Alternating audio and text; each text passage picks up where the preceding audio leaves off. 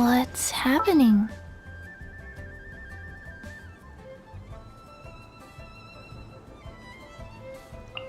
Yeah, let's go on a big adventure!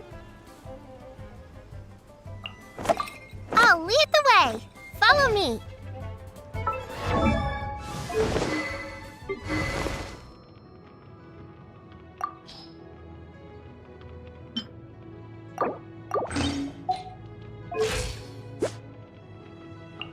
Dodoko?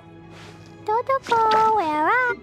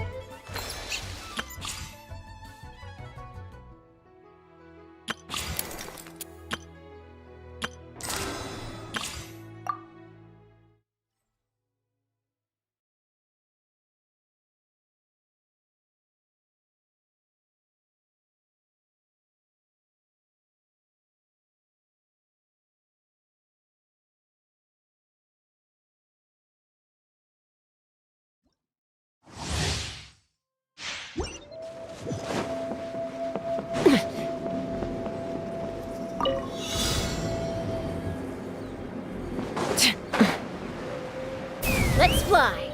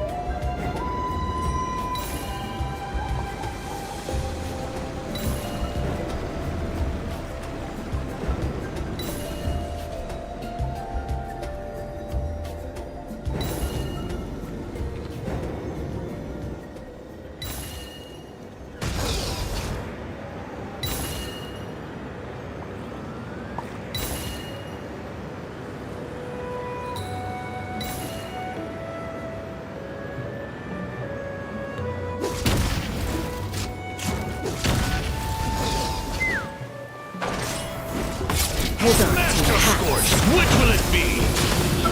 Can't handle your drink. Pump, shaken, and stirred. Flying! Right, kid? Feel right. Open fire!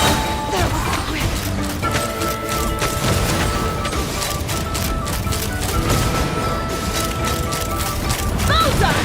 Knock him down.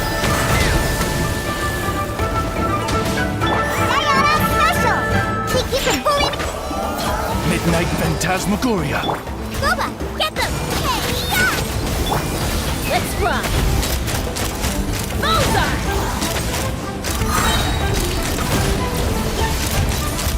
Bullseye! I got it! Cool it down a notch! Locked on!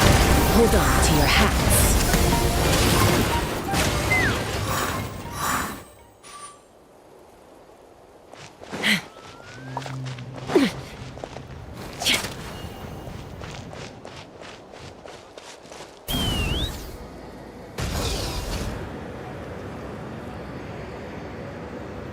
How about we explore the area ahead of us later?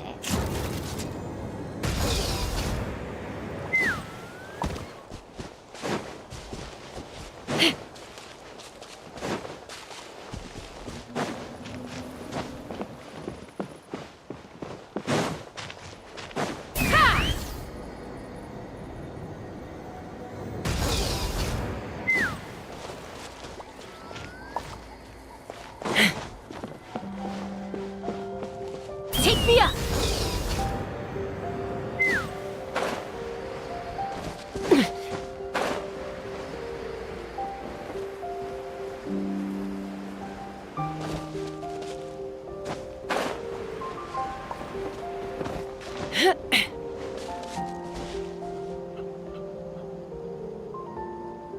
Let's fly!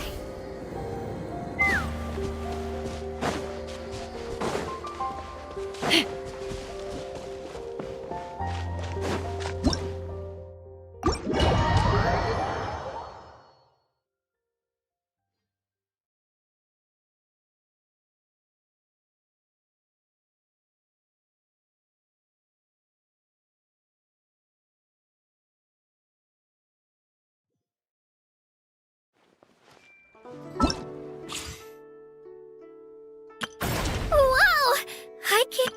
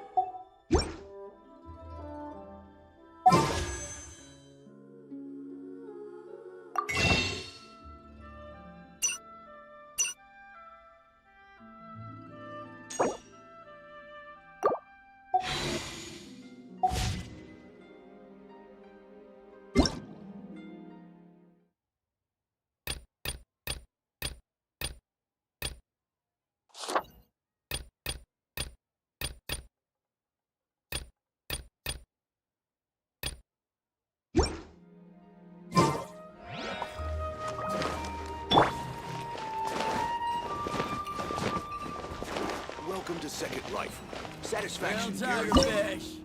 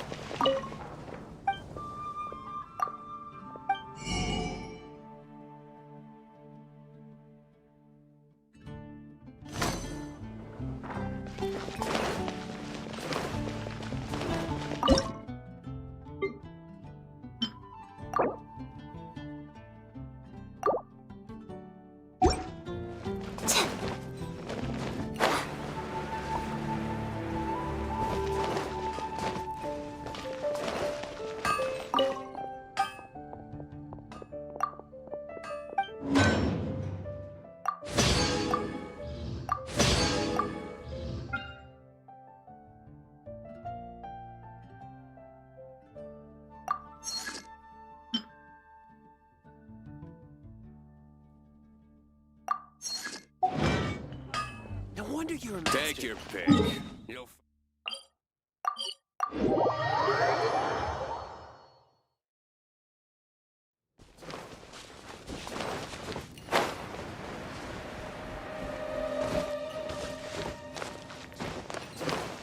Yeah! Yeah!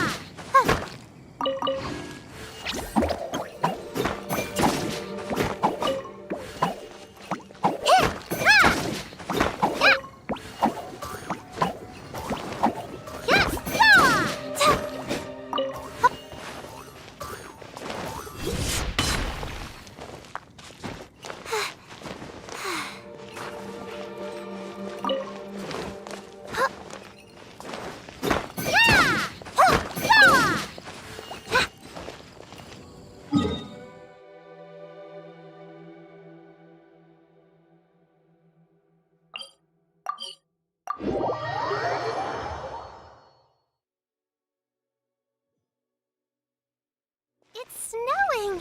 Yay! Oh, first things first. You have to wrap up warm. Put your big fluffy coat on. Uh-huh, and your woolly hat and scarf. Yep. Don't forget your gloves. Good. All right. Let's go build a snowman. Yeah! Oh, ha!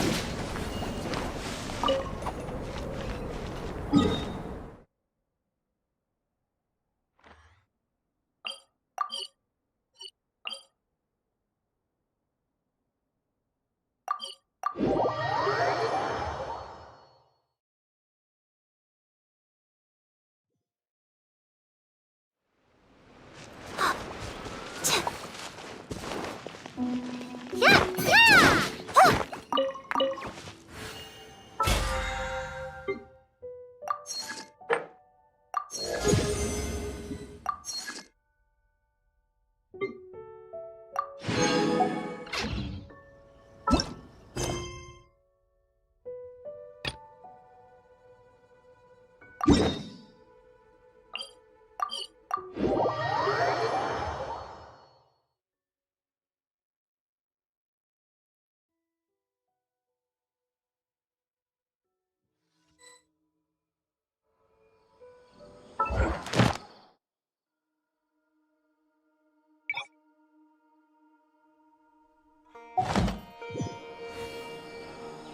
Why do so many people make such a big deal out of seeking the Adepti? There's Adepti everywhere, isn't there?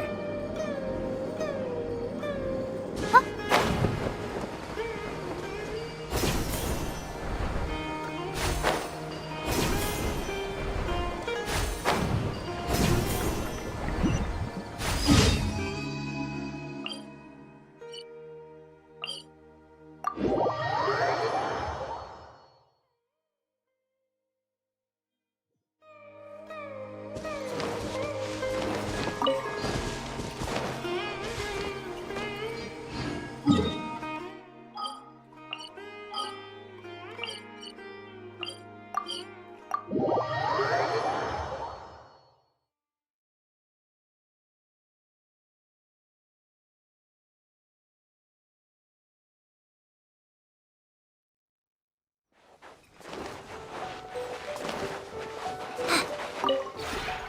This realm is...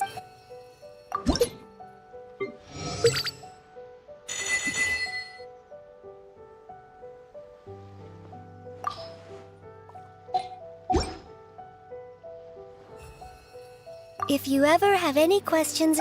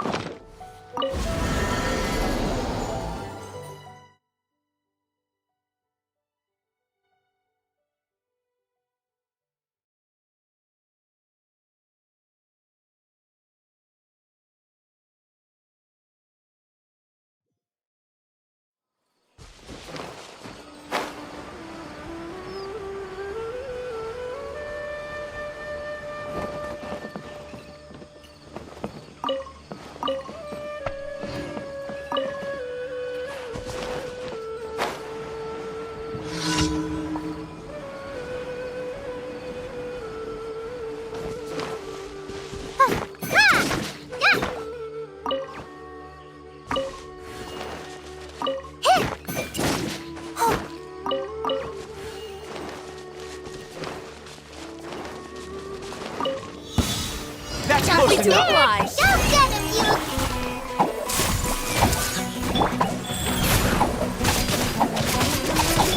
Blazing delight! Boing, boing, boom!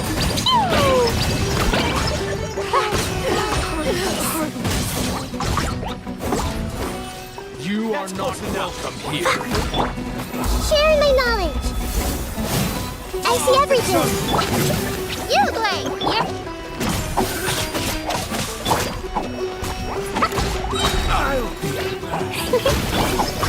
Life goes on. Tap sacred name, fortune preserver.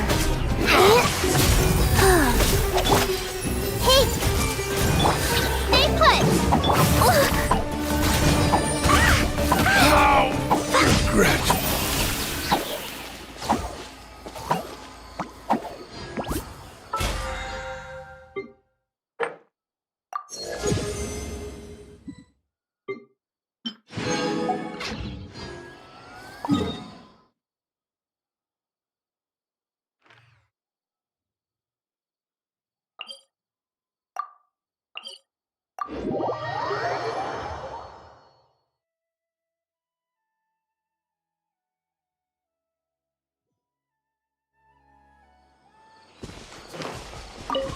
Woo!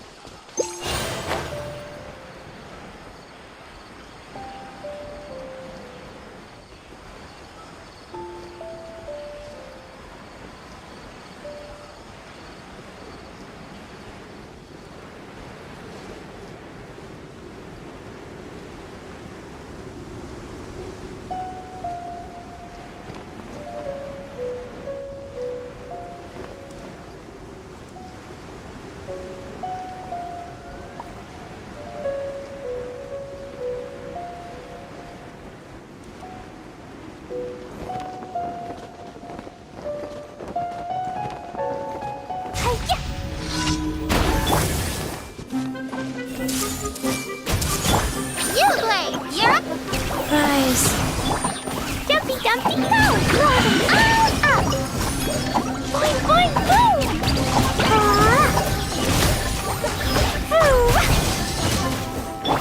Hey, go away! Everyone hold hands!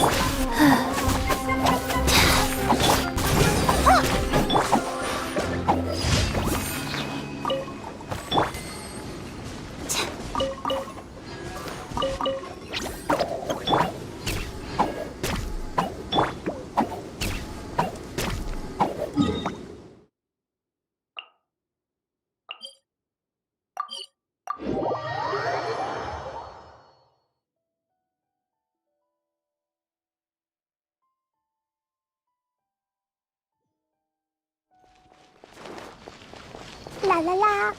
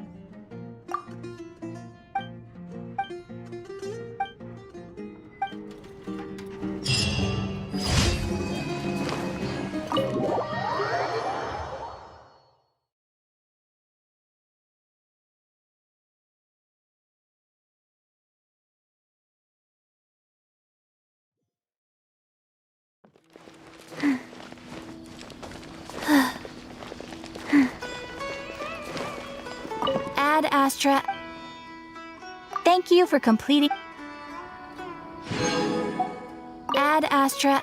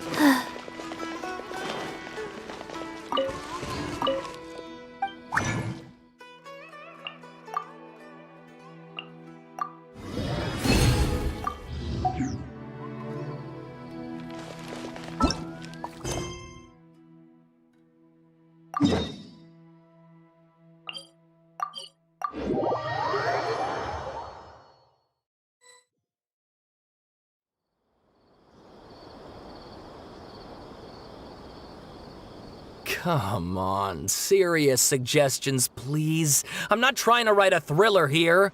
It's supposed to be an essay, you understand? An essay. That means facts and logic.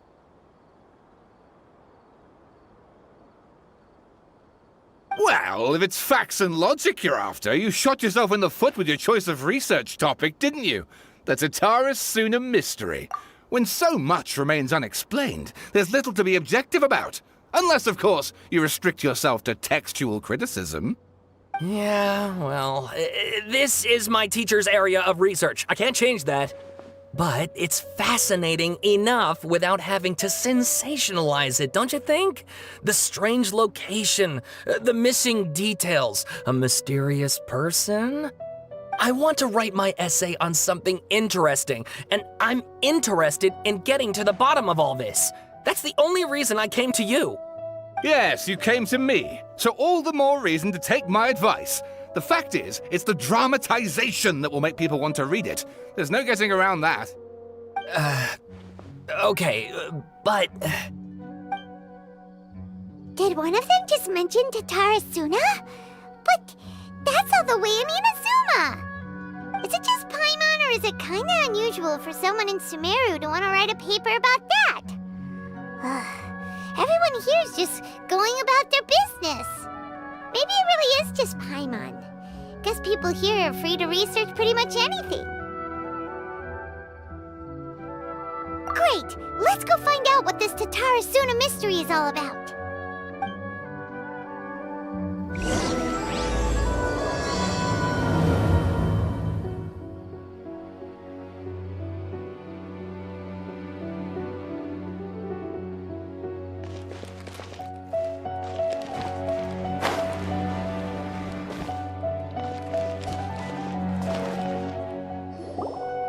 Alright, I guess I'll go with my textual criticism and your editorial direction for the first draft.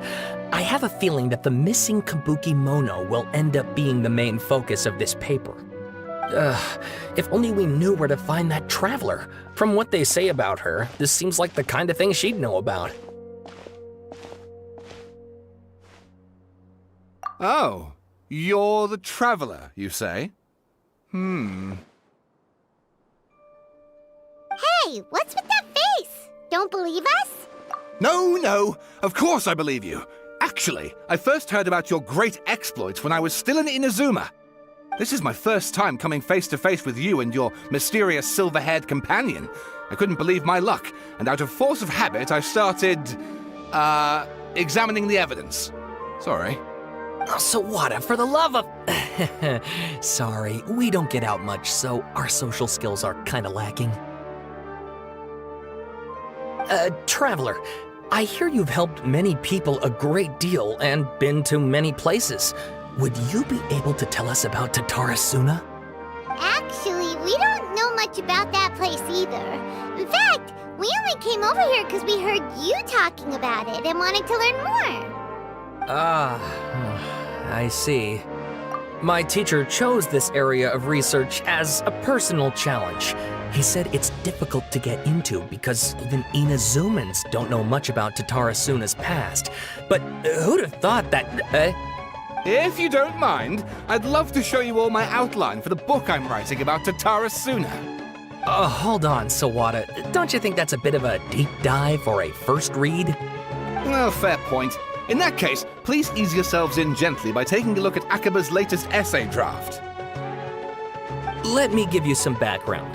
This all started with the discovery of some records in Tatara Sunna. The writings mentioned someone by the name of Mikoshi Nagamasa, who crafted a fine blade. But in the end, he threw it into a fire to destroy it, and killed his servant Katsuragi. Why? Well, no one knows. Apart from the swordmaker, his servant, and the one who wrote this all down, the records also mention a kabuki mono. This seems to be an Inazuman word for an eccentric stranger, someone who dresses funny or acts in an unusual way. That's right. Akaba's teacher has spent quite some time researching these events on the ground. This kabuki mono lived in Tatara Sunna for a while before disappearing without a trace. And shortly afterwards, as Akaba mentioned, things got pretty ugly. So first this strange person goes missing, then a murder happens? Seems kind of fishy to Paimon. Yes, my thoughts exactly. So I helped out too. I asked everyone I could think of if they knew anything about what happened back then. And wow! Did I get lucky! Stop shouting! This part's important. I just wanted to make it stand out. It just so happens that a friend of mine works at the government records office. He looked into it for me, and I can now confirm that all the aforementioned individuals did, in fact, live in Inazuma over 400 years ago. Even back then, Tatara Sunna was already at the center of Inazuma's smelting industry. The man in charge was a government official named Niwa. Curiously enough, it seems like he went missing too.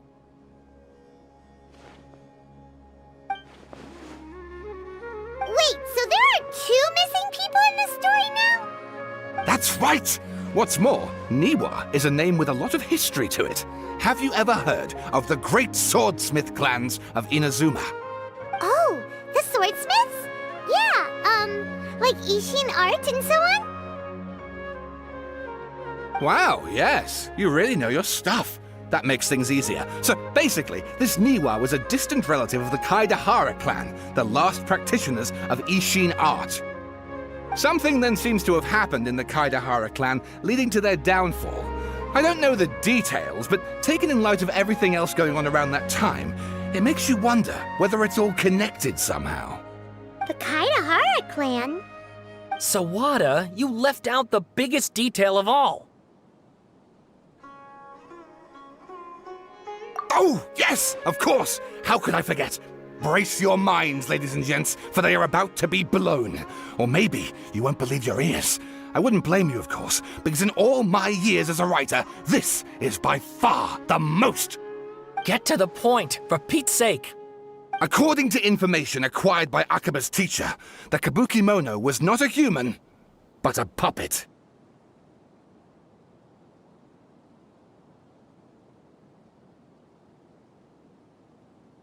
A puppet?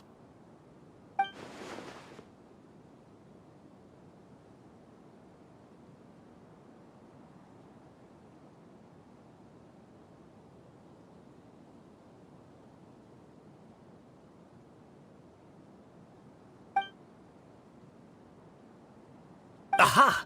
Judging by the looks on your faces, you do know something after all.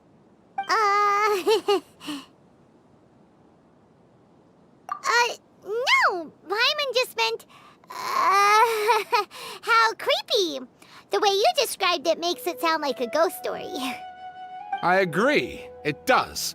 But considering that non-human races in Inazuma are by no means uncommon, spooky events are to be expected. And that's exactly what my book is about. Please, take a look.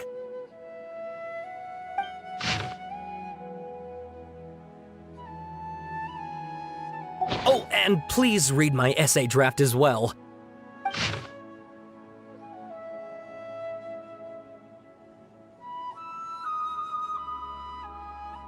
Sawada was encouraging me to follow his more creative approach, but I think essays should be grounded in facts. I don't think explaining everything away with mysterious forces will cut it. Oh, how about if I plug the holes in Sawada's narrative with political intrigue? Like, I could put a turf war between rival factions at the center of the whole series of events. Wait, you're allowed to just make stuff up? Pretty sure you've gone from essay to guessay there. Akaba, look, your teacher has researched this extensively. I've reached out to everyone I could think of. Whatever information we have now is all that there is to know. This is as much detail as you're ever going to get. Besides, if there really was a political power struggle going on at anything like the level you seem to be suggesting, what hope would we ever have of finding out the truth? Good point. Okay, back to the drawing board, I guess. Give me some time. I need to find a new angle on this. We have some other stuff to do, so we'll have to say goodbye for now. Good luck with your essay! All right, thank you. If you find out any more info about all this, please do let me know. Thanks so much.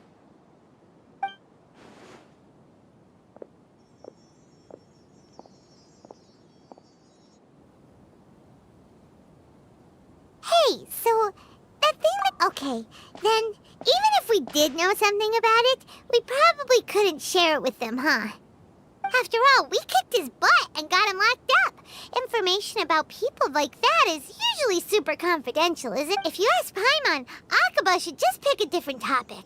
There must be as many essay topics as there are trees in the forest. There's no point in... Ah! Hey, did you see that? He literally just went by, over there. It looked like... the Balladeer! No, it can't have been. He got locked up. Oh, quick, let's catch up and see.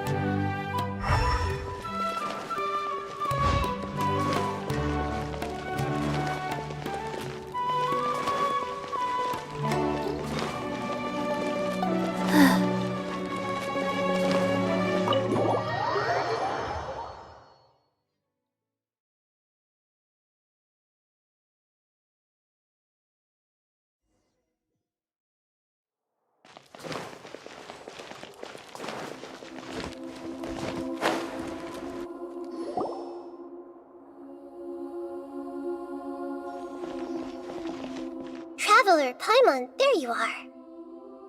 Nahida! Bad news. We just saw the Balladeer strolling around in public. Did he escape or... Ah! It's him! Sure enough, you're here. Hey! What are you doing in the sanctuary of Surasthana? Aren't you supposed to be locked up? I know you must have a lot of questions. Please, allow me to explain. It was my idea to set the Balladeer free. We made a deal, and he's gonna do some investigation in Irminsul for me. A deal? Huh. You sure you trust this guy? What did you expect? Why do you think Sumeru would keep me around otherwise? Or maybe killing me is all you can think about. But if that's the case, why haven't you done it already? Don't flatter yourself. It was... Nahida said there's still some mysteries in you to figure out. Ah, so if it were up to you, you'd finish the job? Guess I had you all wrong. There I was thinking you were just getting cold feet. Well, that escalated quickly. Not a good start. Could I ask you all to please calm down? But Paimon's worried about you, Nahida. Don't let him trick you. It's not every day you see people questioning the God of Wisdom's judgment. Just when you think you've seen it all. Don't you dare try to drive a wedge between us! As long as the terms are reasonable, I don't think there's a problem in making a deal. Even with the Balladeer.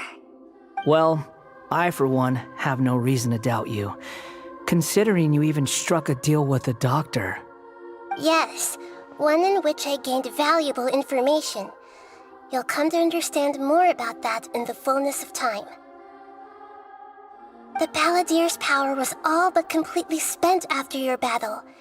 He's no longer strong enough to be a strategic threat to us. That puts him in quite a precarious position. Plus, he's a former Harbinger with knowledge of many of the Ftui's sensitive secrets. Being stuck here in Sumeru could make him a sitting duck, depending on how the Ftui plan to respond. Wait a second. Former? You mean, he's not a Harbinger anymore? I take no pleasure in saying this, but it seems as if the doctor had no intention of welcoming back a loser, so... Sometimes it's you using them, other times it's them using you. Most human relationships are this way. Certainly all the stable ones are. That's how it was between me and the Ftui, and also between each of the Harbingers. So as long as you have some value to offer, nobody will ever abandon you. But after recent events, even I have to admit that I'm not worth quite what I used to be. Well, if the Ftui are gonna reevaluate my utility, I need to have a backup plan for myself. As we discussed, I don't like causing harm to living beings, and you said you need protection. So, why not join forces with us? I think these two have made their objection to that idea fairly clear, don't you? And they're your friends, so I guess you'll be siding with them. Yeah, obviously! Nahida, don't listen to him! Then let's put that discussion to the side for now. We still have time. Today can be a trial run. Where we go from here will depend on how well we manage to cooperate today. All right, then I'll do what we agreed. Good. Go now, and keep in touch. Nahida, are you serious about this? Yes. I have my reasons for this decision. In fact, I'm largely doing it for your benefit. Yes. As I told you once before, there's information about your twin in Irminsul. Oh, yeah. Actually, that's the whole reason we came to see you today. So, you have an update on that? Mm-hmm. You may remember me mentioning that the Ftui had not included your twin's details in the Descender category. This is an extremely important point. It's possible that the Ftui have other information that even I don't know about. And since the Balladeer used to be one of them, he'll be better acquainted with this information than I am. He was granted the power to connect with Irminsul when he almost became the god of a new era. Even though he no longer has the Gnosis, some traces of its power remain in him. He can still connect. The amount of information in Irminsul is vast beyond description. Sifting through all of it without knowing what to look for would take too long, even for me. So I asked the Balladeer to search in Irminsul for any information about the Descenders. He's more familiar with this kind of information, and should be able to find it more quickly. Exactly! Or what if... Paimon just doesn't trust him! He's treated us as enemies every time we've run into him! I understand. But sometimes, everything is dictated by which side you're on. How things will go in the future depends on what information he brings back. And Traveler, I know what your heart desires most of all. Our minds have connected several times before. There is a corner of your heart reserved for an intense longing. A feeling of being all alone in the dark, searching for the one candle whose light still burns. As Sumeru's deity, It is my responsibility to be on guard against the Balladeer. But as someone who counts you as a friend, I want to do something for you. If this deal with the Balladeer can give you the answers you've been longing to find, then it's worth it. It's my pleasure, really. You're Sumeru's hero. You've more than earned it. Paimon's still worried about this idea. Is there anything we can do to help? I was going to contact you about that, but then you suddenly showed up on your own accord. Seems like we have a telepathic connection.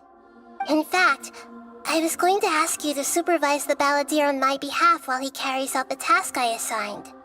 Even though he only has a fraction of his full power left, that's still a fraction of a former Harbinger. If you could accompany him, it would put my mind at ease. Of course, I'll be there to help guide you through Irminsul from the outside.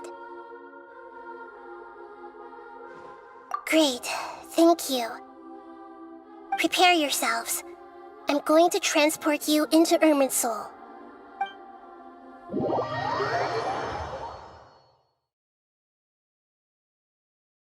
Wow, it looks pretty different here compared to last time. The colors are gentler. Guess that must be because Sumeru's at peace now. Look at that. Hot on my heels. You know, you didn't have to cut your catch-up short just to keep me company. Oh, but I guess you panicked when you realized that I might enter Irminsul ahead of you. Shut your beak, jailbird! No way a prisoner gets to be so smug! I understand that prisoners have to put up with harassment from the guards, but right now, I'm on temporary release, so maybe you should think about backing off a little. Sounds like a successful rendezvous.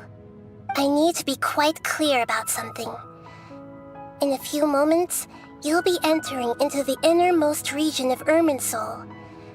It is an environment like no other, and the most important place in all of Sumeru. Unlike anywhere else, Irminsul's inner region consists exclusively of torrents of information. You must put aside your differences and be extremely careful as you navigate your way through. I know there are many grievances between you on both sides, but it is essential that you remain calm after entry. This is as much for your own safety as anything else. Fine, let's call it truce, but only until this mission's over. Let's cut each other a little slack, shall we?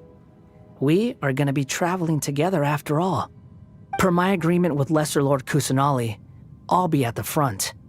It's my job to lead the way and get rid of any obstacles in our path. All you have to do is keep your pretty eyes open and try not to fall behind. You sure are confident. Paimon will give you that. You make it sound like you're even more experienced at adventuring than us. If there are no further objections, I suggest we get going. Or did you need some time to mentally prepare yourselves? Ew!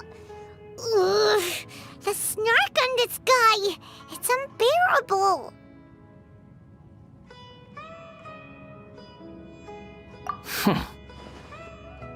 We can start now. Irminsul access granted. Initiating connection procedure. Is this a small sapling? Oh, darn it! Come on, let's catch up with him!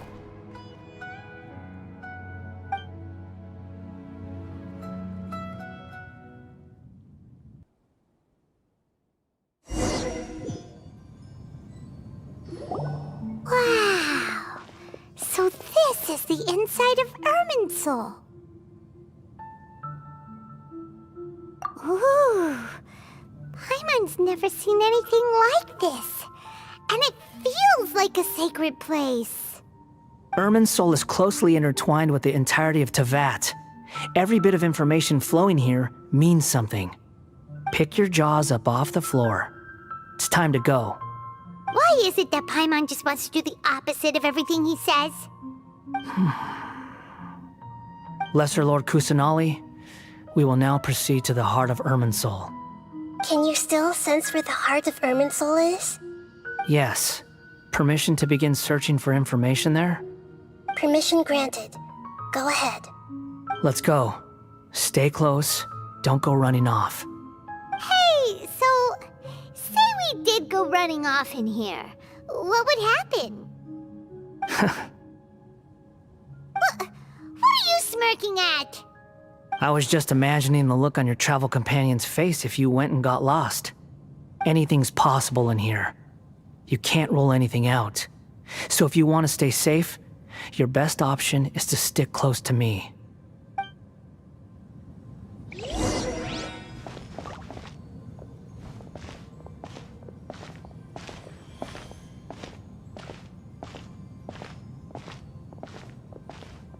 These sapling things have spread out. Those are all packets of information from inside Irminsul. Be careful not to touch them.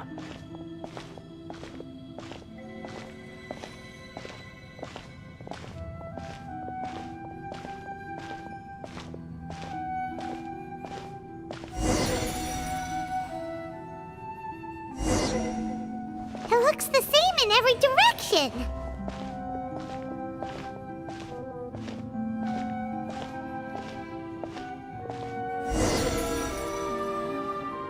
No wonder he mentioned about getting lost. Huh. What do you know? He was actually telling the truth.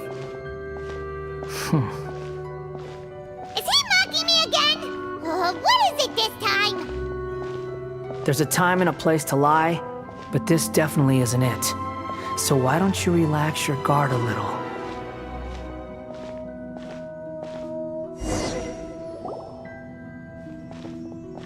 We're here. What a huge tree! Lesser Lord Kusanali, Good, you made it. Are you ready? ready when you are. Then please begin. Preparing to access cognitive currents. Establishing waypoint. The Balladeer's actually doing what Nahida tells him.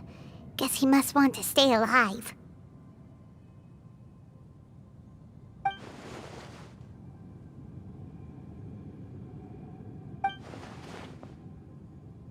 The rest is up to you. If you discover anything at all, make sure to share it with us. Will do. Huh. For once, we're the ones with nothing to do. Traveler, Paimon, would you like to talk? Yes, I've also invited Paimon to join. Huh? What the? We can talk to each other inside our heads? That's part of it. Plus, we're all friends. There's nothing wrong with us talking like this once in a while. Paimon's never tried this before. This is great! So, Paimon's been wanting to ask you something. Don't you think the Balladeer's a bit of a walking contradiction? He's always talking back, but he seems to listen to what you say. As I've told you before, there are still some mysteries for him to resolve. Things that are clear as day to me, but that he has yet to understand. Perhaps today will be the day that he finds some answers. Well done. Smart and attentive as always.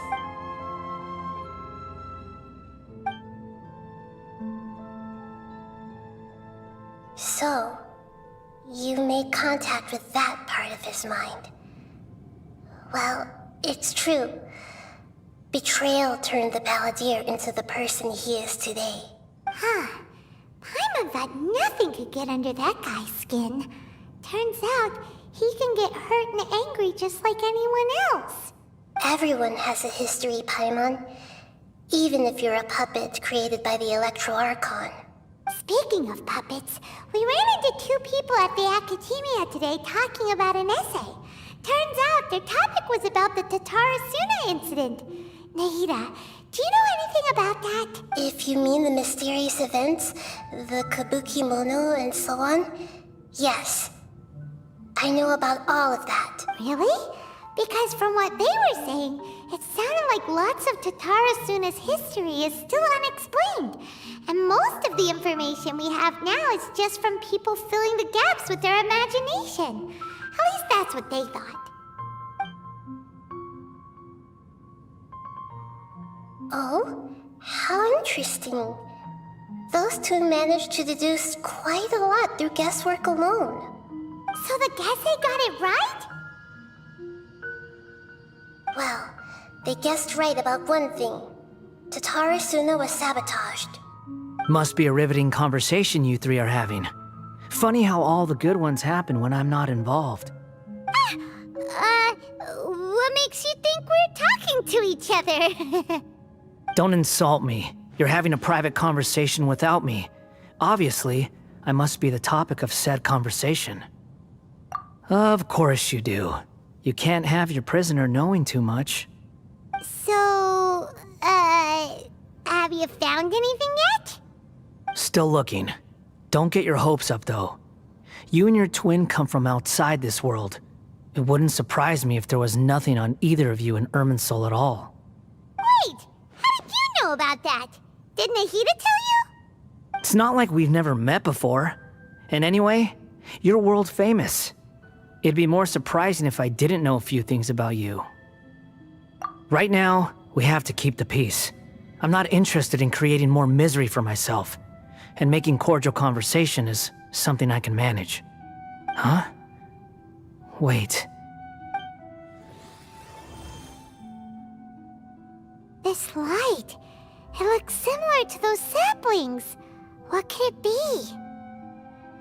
Anonymous data. Hey, don't you forget the agreement! You have to share it with us! Shh. Just wait. Mr. Niwa, are you certain this is worth the risk? We are talking about Tatara Sunna's furnace, after all. It may not pay to act rashly. There's no one else who can enter the furnace. It has to be me. Is that so? Well, since you insist. It's...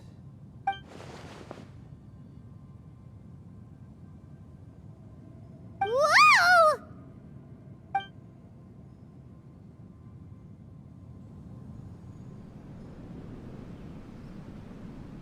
I have been in Tatara Sunna for some time now. You have shown me great hospitality, as has Mikoshi Nagamasa, and indeed, everyone else. Under your leadership, Tatara Sunna is a warm, welcoming place, like a giant village. People are gainfully employed, their lives have purpose. They are motivated. As I understand, the Raiden Shogun has, in recent years, eliminated much of the evil that plagued Inazuma. As for Tatara Sunna, it was originally established as a means of safely disposing crystal marrow. The forging industry with crystal marrow as a raw material has since flourished, giving rise to generations of swordsmiths. Some world-renowned, others unknown, all passing on their legacy. Skills, blood, dreams. Every smith brought into this trade looks to find their purpose between steel and blade. That is why you accepted the proposal brought to you by myself and Akame. Yes, well, were it not for you coming to Inazuma and happening to make Akame's acquaintance, the two of you never would have joined forces. And he would be the first to admit that there's no way he could have revolutionized our forging process like this on his own. At least not on the same timescale. You allowed Akame to take all the credit for a method that you jointly developed. He sold it to me, and now every piece of ore here is smelted using the new technique. Even now, you remain one of Tatara Sunna's key consultants, working right here alongside us. I believe it is you, sir, who are truly responsible for the changes in our manufacturing and forging methods. You flatter me. From the outset, I saw much that was commendable in the forging industry of Inazuma, and it has been my great honor to befriend you all. So you say, Escher. But is this really the truth? My good sir, what do you mean? I tried to resist thinking it was all connected. Because I didn't want to speculate. And I didn't want to believe that things could turn out this way. What have we gained from adopting your new technology? Ominous black smoke? Mounting production problems? Worker fatigue and casualties are up and continuing to rise at an alarming rate. And recently, as you well know, someone died because of that strange filth inside the furnace. We've kept the truth from spreading outside, but still, I suspect you understand it better than I do. None of the people who went out to get help have come back. Now, our mutual friend, the Kabuki Mono, is taking the Golden Feather to Narukami Island to seek an audience with Shogun. This is our last hope. But that doesn't faze you, does it, Escher? Nothing does. Otherwise, why would you still be standing there with that smile on your face? I'm just surprised that you finally chose to be so sincere. I'm sure you've been harboring these suspicions for quite some time. Mikoshi Nagamasa may have noticed that there was one common denominator among all these events. Namely you, Escher. But Mr. Mikoshi is more cautious than I. He does things by the book. After all, Nagamasa is the adopted son of Mikoshi Torichio, the yokai struck down by the Shogun's own hand. If he truly seeks to redeem his family's honor, an abundance of caution is well advised. You're well informed on the subtleties of his situation for a mechanic all the way from Fontaine. Are you sure you're not a little overqualified? Why, Mr. Niwa, are you suggesting I find a job as a diplomat? Sadly, I am so very attached to my craft. Enough, Escher.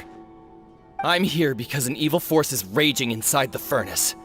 And someone needs to take your new device inside the high-risk zone so we can absorb it and put an end to the problem. I'm in charge here. And I'm about to take some responsibility and head inside. Probably to my death. But what about you? What are you still doing here? Judging from the look in your eyes, you don't seem to trust me. Drop the act! We're past that now. Whoever you are, it looks like your plan to destroy Tatara Sunna has worked. I just want to know what you're still doing here. What's left? Don't you have all your answers by now? Honestly, I'm just waiting for the right moment. A moment like this, where you finish talking and I stop you from entering the furnace. You...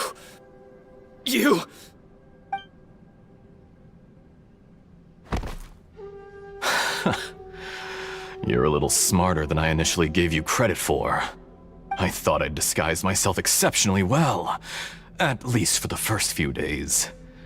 But to my surprise, you had your people look into my background right from the start. It's a long journey from Inazuma to Fontaine, but that didn't stop them.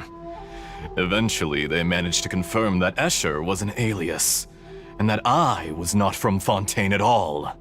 And yet, despite all of that, you still fail to realize my true identity, and what I seek in Tatara Sunna.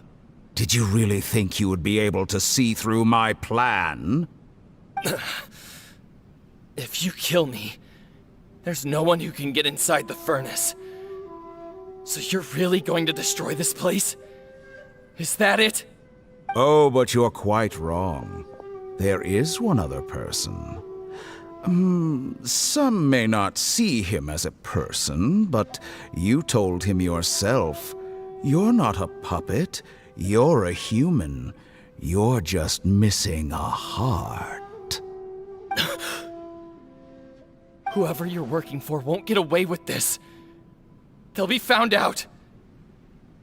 But this makes no sense. What are you really trying to accomplish by all this? Why go to all this trouble?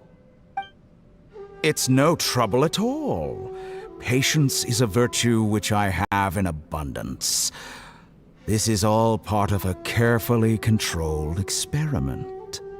If you must know, I'm happy to divulge my true identity. I'm a Fatui harbinger. Call me the Doctor.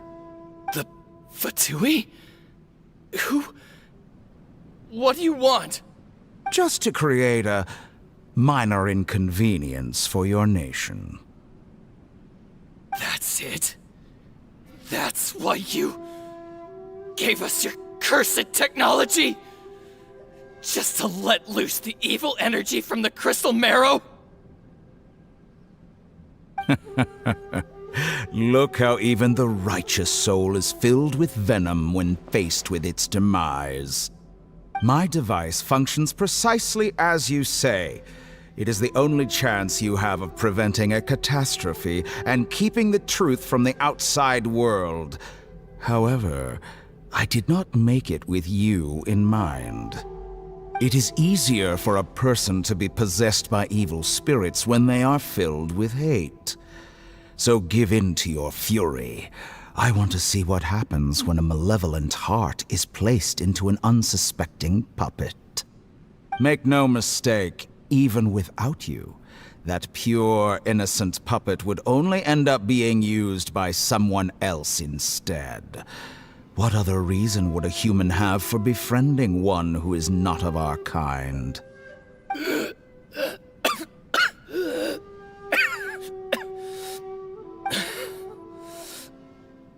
If you give him my heart, tell him that both Nagamasa and I see him as one of us. He has nothing to prove to anyone. Because not everyone just wants to use other people. The only ones who think like that are people like you. What a beautiful way to see the world. It almost makes me feel a little guilty. Then out of respect for you, I shall redefine myself. Think of me as a monster or a demon, if you wish. At least this way your death is not a consequence of your own folly turning you into an easy target. You simply lost to something more powerful than you could ever hope to defeat. I say, Mr. Niwa, let's see what happens. Will your puppet friend become a human? No, that will prove quite impossible. Mr. Niwa? Already dead. What a pity. Jester, I have completed the task you gave me. Creating a gap and infiltrating Inazuma's inner workings. What fun it was. I'd like to introduce a puppet to you. If he proves useful, let's make him our newest comrade. And if not, let's turn him to dust.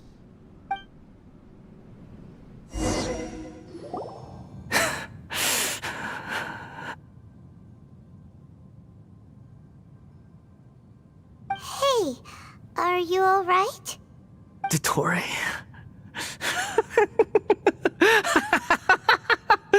Dottore!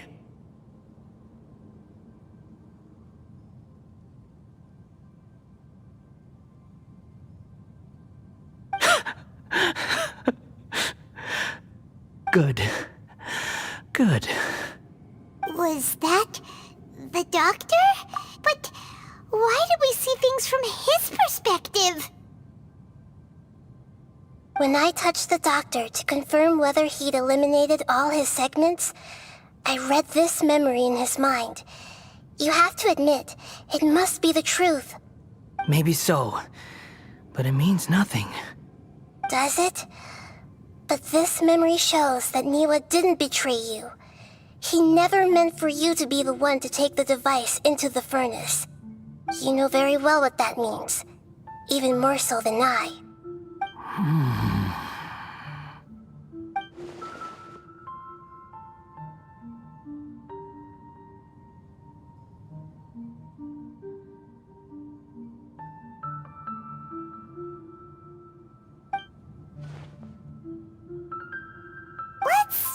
Give him some space.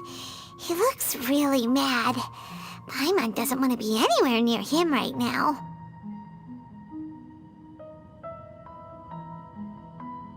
We need to give him some time to process his emotions.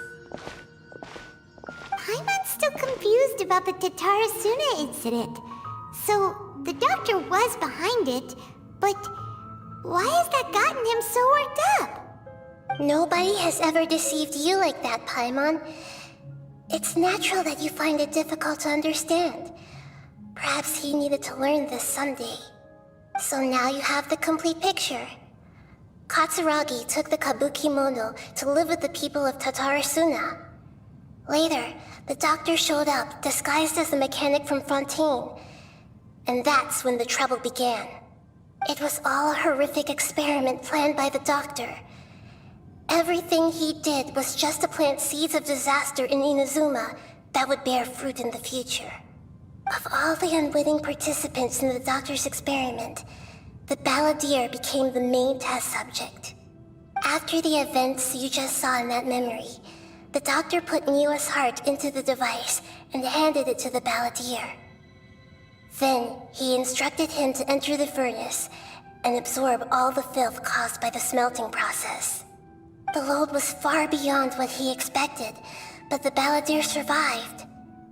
He left the furnace in sheer exhaustion and said to the mechanic, "This device seems to have protected me.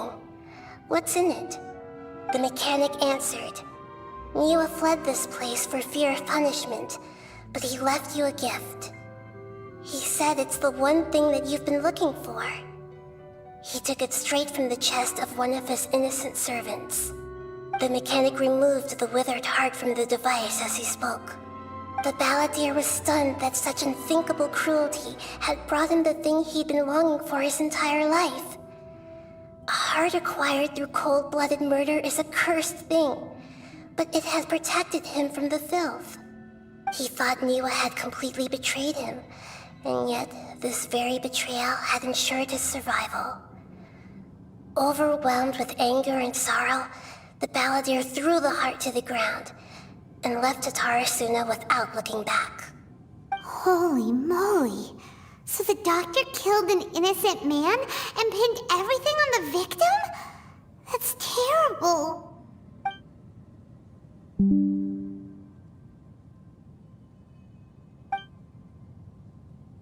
Yes. Only if he understands this can he choose a new path forward. Tatara, you brazen-faced...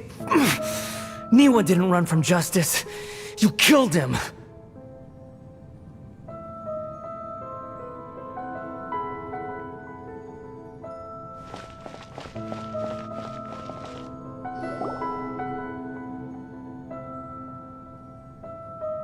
Shall we see how he's doing? Hey, you alright? That's a scary expression. Are you worried about me? If we didn't have such a history, I'd almost think that qualifies me to be your friend. It won't. I'll keep my end of the deal. Hey, are you investigating the stuff we want to know about? That's why we're here. But unfortunately, there's no information about the Descenders in Irminsul. Even if you can't find anything, that seems to confirm it. Irminsul does not keep records on the Descenders.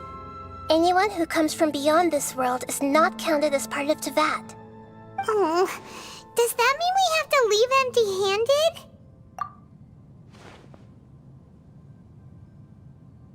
Don't thank me just yet. You look really upset. Well, since Irminsul was a dead end, I guess I can share some other info that might interest you. Huh? About what? The reason why there are records about your brother in Irminsul. It might have something to do with Conria. Apparently, Conria was his first destination when he arrived in this world. Plus, he only came to this world because the heavens responded to the summoning. The heavens responded? The Jester told me this himself. You can take his word on this. He was a royal mage in Conria, and lived with your brother for a time. I don't know the details. It's up to you whether you want to believe me. All I can say is, I wouldn't lie to you about this. Did you get all that, Lesser Lord Kusanali? Yes. Astonishing news. Does this info count towards my mission? It wasn't from Irminsul, but was it valuable? Very valuable. Good.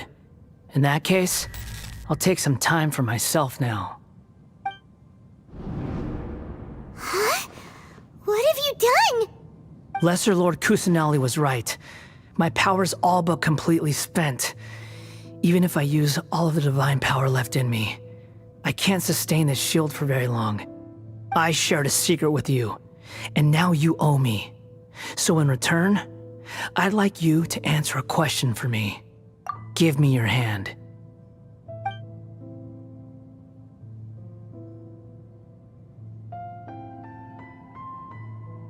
Can you hear my voice inside your head? No, I can't do anything like that anymore. At most, all I can do is exchange a few words with you. So tell me, in this world, is it possible to change the past? Done. Huh? What happened? Nothing. I was just thanking her for helping me.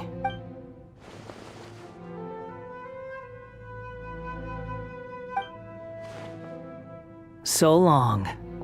I suggest you get yourselves out of here quickly. Where are you going? Hey, wait up! Didn't you say not to go running off? Fast reaction time. But I don't think we'll be seeing each other again. From this day forth, the names Balladeer and Kabukimono will cease to exist.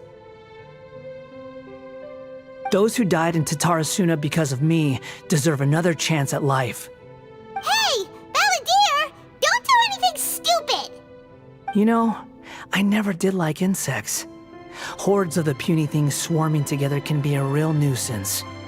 And I enjoy nothing more than to stamp them out like the pests they are. But if a colony of harmless ants isn't threatening anyone, I guess they deserve to be left alone.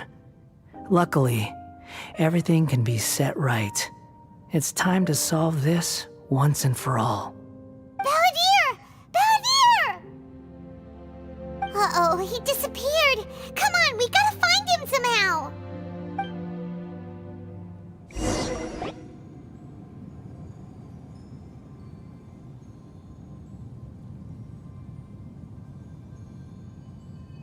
Oh no, he's really gone.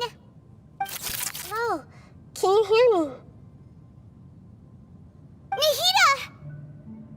Traveler, Paimon, Balladeer, what happened just now? I was suddenly cut off by some kind of power. It was the Balladeer's fault. He shut you out.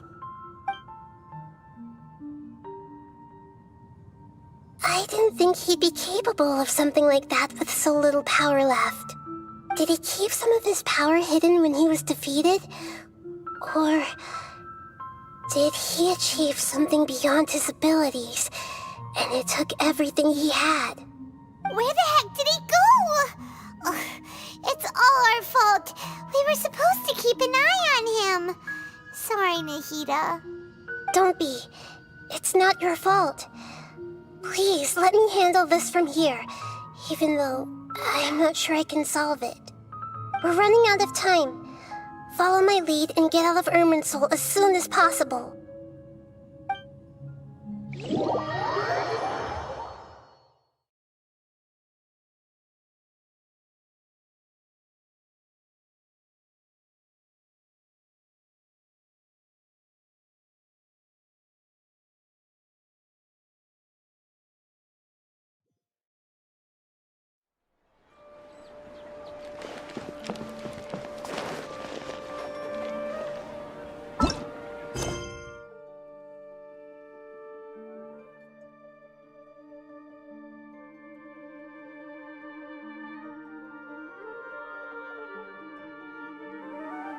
One.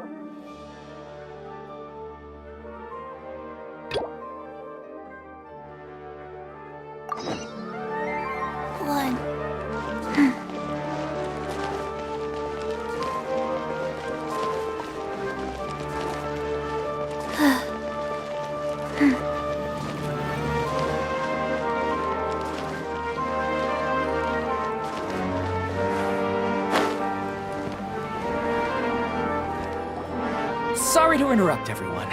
We finally have some real dream experts joining us. Esteemed experts, this way, please. Ahem. Now, if anyone has any questions, please feel free to ask them. They must be dream experts from another land. Great! Oh, I have a question. Me first! Me first! No rush. Everyone, please line up and ask in an orderly fashion.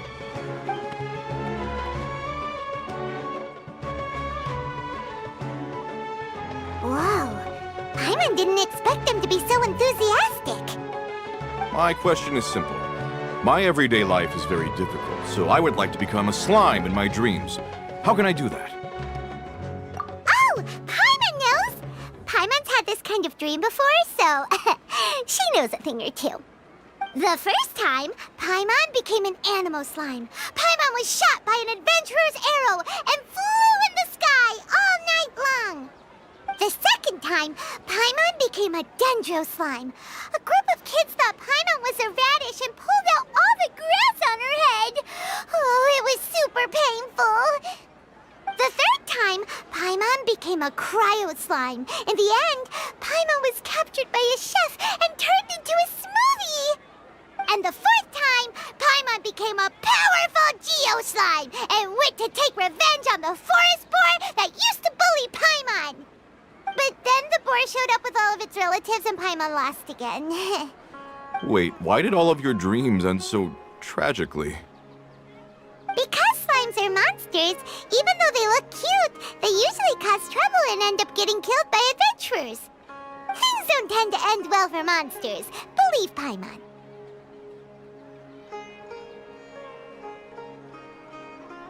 I suppose you're right. They are monsters, after all. I just want to experience a different life, but it seems that becoming a monster would be even worse than my current life. Maybe I'd be happier if I became just a regular finch. Or fish. Looks like being an expert is way easier than Paimon imagined. Next! Oh, it's my turn. Esteemed expert, I want to know what posture I should sleep in so I can have the same dream as the one I had last night. Well...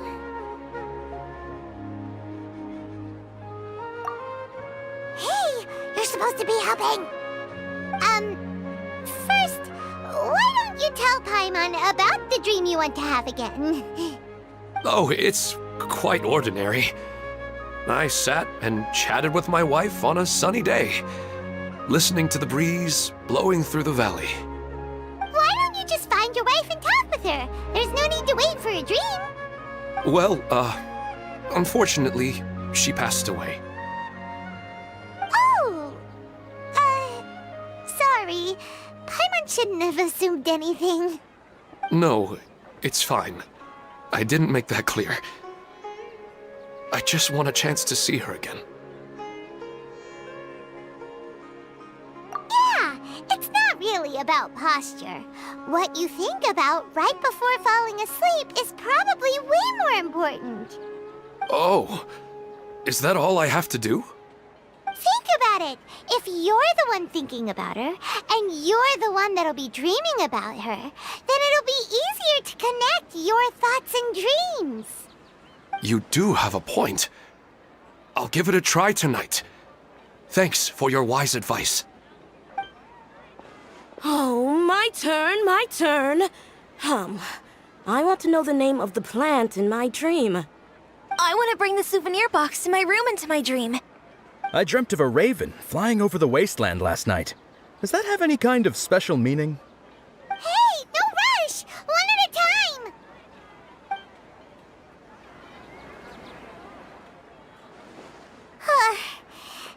questions were way too difficult. We don't actually know anything more than they do. We're just more experienced dreamers, that's all.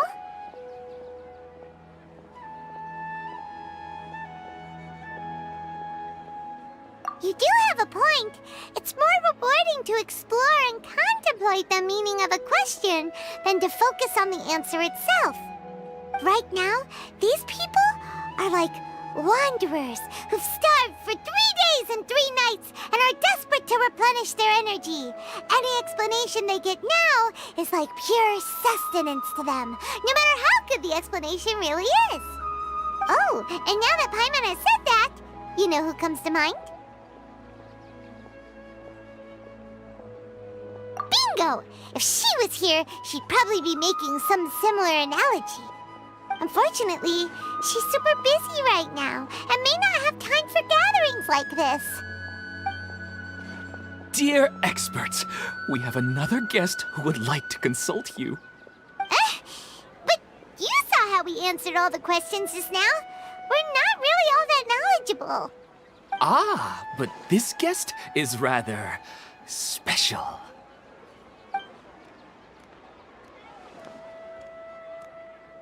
My question is, why didn't you immediately tell me about such an interesting place? Huh?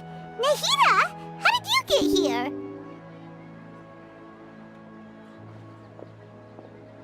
Interesting events like a moment of dreams don't happen every day after all. No matter how busy things are, I'd still set aside some time to check it out. Anyway, I really didn't expect to meet you here. Oh, right! If there's anyone that understands dreams, it's you! You should be able to help us answer all these questions. You're not wrong. All right, they can ask me anything. The more interesting, the better.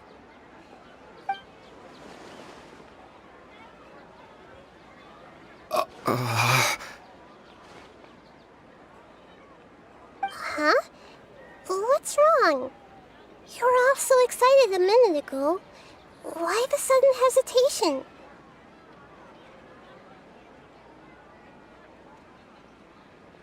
Even so, it's not like I look super intimidating or anything, right?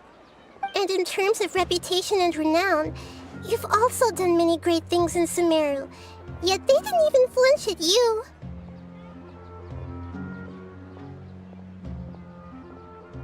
Alas, the interesting questions have all vanished in an instant. It appears I'm the one spoiling the fun here. I'll see myself out. That's not true, Nahida. I don't want to get in the way of the original purpose of a moment of dreams, which is to let people gather here and freely share their marvelous dreams. Now the atmosphere here is like water poured into a container. The water is more secure and settled, but it has lost its free-flowing nature from the river. I just want it to be another drop in the water, not the cold and restrictive container.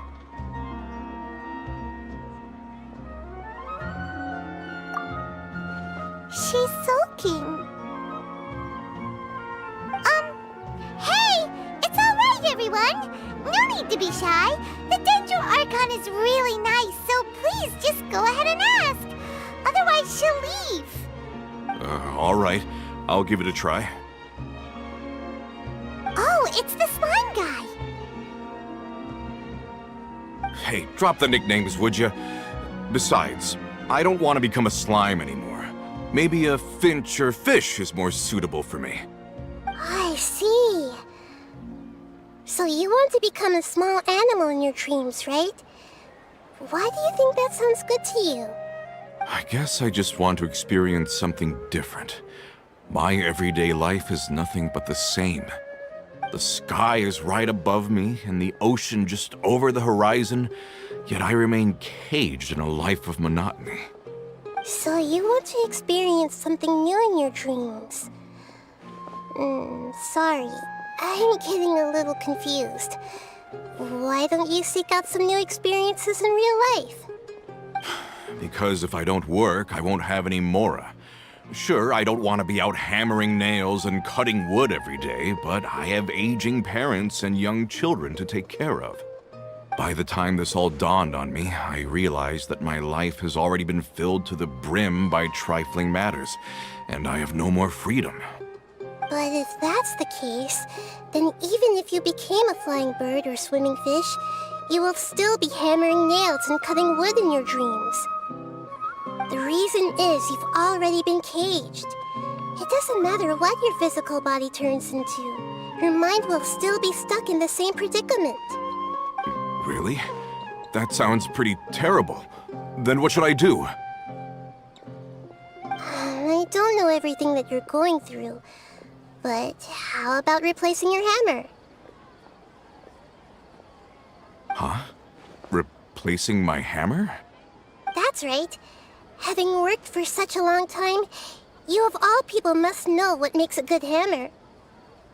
Well, of course. A good hammer needs to be heavy enough to drive the nail in with just a couple taps, and the handle has to have a good grip to it, not too smooth. Come to think of it, I haven't replaced my current hammer in quite some time. You should replace it. Then decorate the handle with something you like. Maybe some ornaments, fur, or hard leather wrapping. Then, write the names of your children on it. That makes sense. I think it'd give me a good boost of energy at work. A new sense of adventure often begins with the little things in life. You don't need to become a bird in the air or a fish in the sea. You only need to do your best in life, and all those things you cherish will become your source of happiness. Yes. Yes, I get it now. This is a real eye-opener for me. I'll go and pick out a new hammer right away. No, I should make one of my own. Thank you, Great Dendro Archon. That's Arnahita! Only you would know how to get right to the heart of the problem. Actually, I didn't really understand the problem. Huh? I gave him that advice because I once saw a worker doing the same thing. Whenever he became tired, he would look at some names on the handle of his tool. After a moment, he'd start to smile. It really surprised me at the time. My guess is that the names on the handle were of important people to him.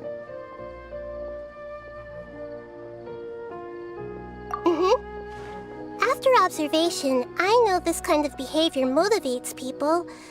But why is that? Is it because of excitement, anticipation, or helplessness? I really don't know. And even if I could know what's going through his mind, it's still difficult to fully grasp his feelings. Oh, Paimon gets what you mean. Huh. Paimon had no idea it takes you so much effort to understand these kinds of things. That's why I was a bit nervous just now. But luckily, seeing his happy face in the end reassured me that I didn't say anything wrong. Don't mind me, though. This is just my way of learning. Hey, don't forget about Paimon! Everyone knows that Paimon's also super skilled at reading people's feelings. Thanks, you two. That makes me feel a lot better. Let's move on to the next question, shall we? I already asked the experts my question earlier, but I wanted to hear the Dendro Archon's response too. What should I do if I want to see my deceased wife in my dreams every night? Longing for the deceased.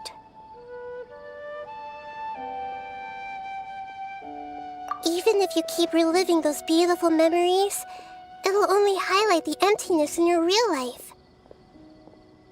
If your wife were still alive, she certainly wouldn't want to see you like this, would she? No, I suppose not. But our time together in my dreams is not just reliving our past together. I don't know. Maybe it's because I miss her too much. But it's really as if she had come back to life in my dreams. She even remembers each and every dream. After I wake up and then continue dreaming again later, we can pick up our conversation right where we last left off. That's really amazing. Statistically speaking, continuous dreams are extremely rare. It's almost as if my wife has obtained a second life in my dreams.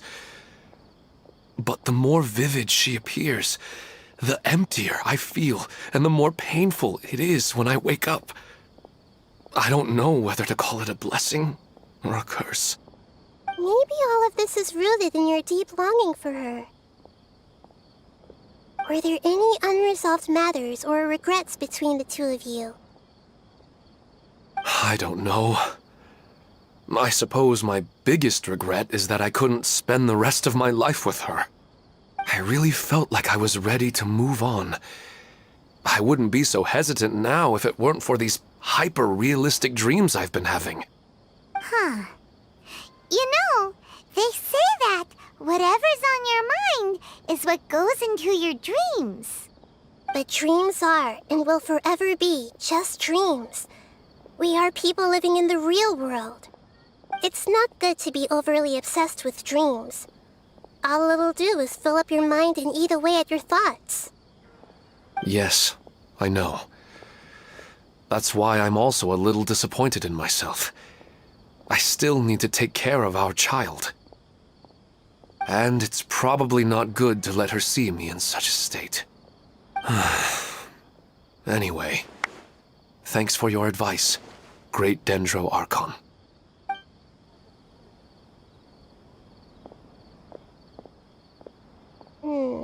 I'm a little worried about him. I hope he can find a way to cheer up soon. I think I can handle things from here. You don't need to stay here if you find it boring. You're here to have a good time, after all.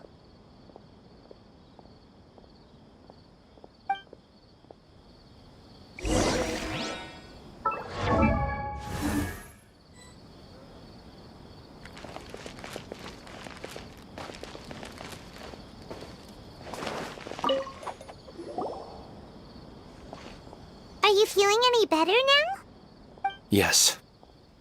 I think the Dendro Archon made a really good point. I need to stop dwelling on my wife like this and move on with my life. Now that I think about it, my wife and I always meet at a familiar place in my dreams. I know where that place exists in reality, but it's a bit far and dangerous. I don't dare to go there on my own. But at the same time, I feel as if I should go and have a look anyway. Perhaps I'll be able to move on once I see that there's nothing there. Otherwise, I'll keep on feeling like everything is covered in a haze, like I'm only half awake.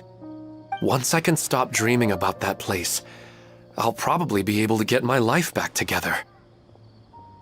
Actually, you two are adventurers, right? If it's okay with you, could you escort me to that place? Yeah, it might also be a good chance for us to unwind. Even if you can't see your wife there, taking in some nice scenery will definitely help cheer you up. Yeah, I hope so too. All right, go ahead and get yourself ready then.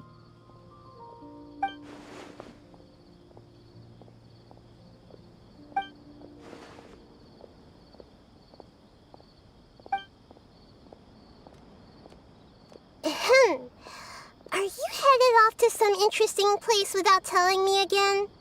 Huh? Wait, aren't you supposed to be answering questions? I just finished, and they really got a lot out of it. So many interesting and novel thoughts. Anyway, it looks like you're going somewhere. Why don't you take me with you?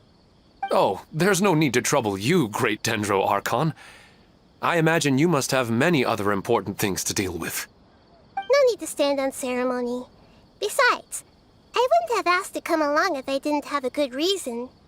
I wanted to use this opportunity to discuss with you some things that are puzzling me right now. Huh. I didn't know the Great Dendro Archon could become puzzled too. I'm not all that different from you, you know. Alright, let's go. We can talk on the way.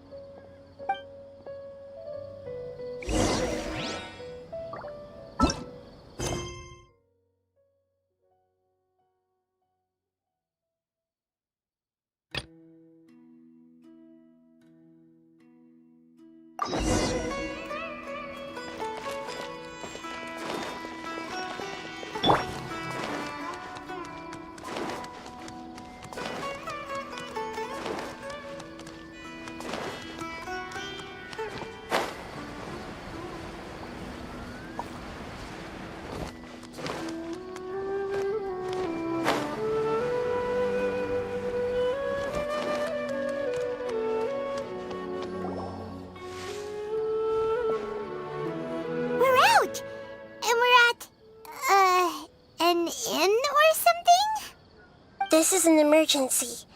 I'll have to ask you to stay here for now. Everything's arranged, and nobody will disturb you. I'm sorry, but this isn't something I need your help with.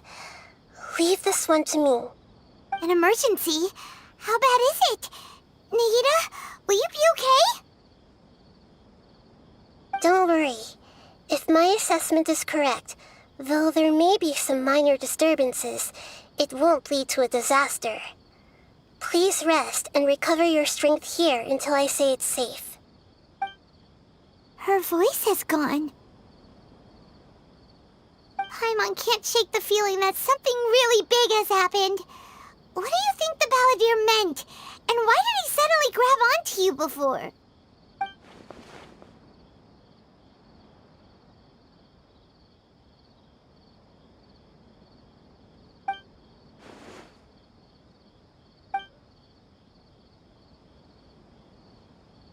He wants to change the past?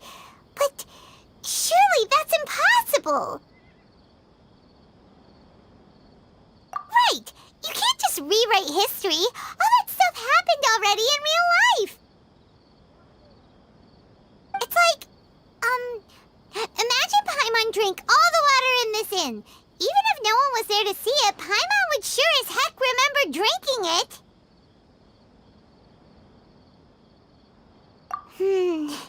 So, why does Paimon still have a bad feeling about this? Paimon can't help but feel scared about what he might do. Oh, Paimon's so confused. Huh? Ah! Sorry, Paimon accidentally... It's the Balladeer's fault for causing Paimon all this mental stress. But erasing yourself from history? It's unthinkable. Is that really possible in Irminsul?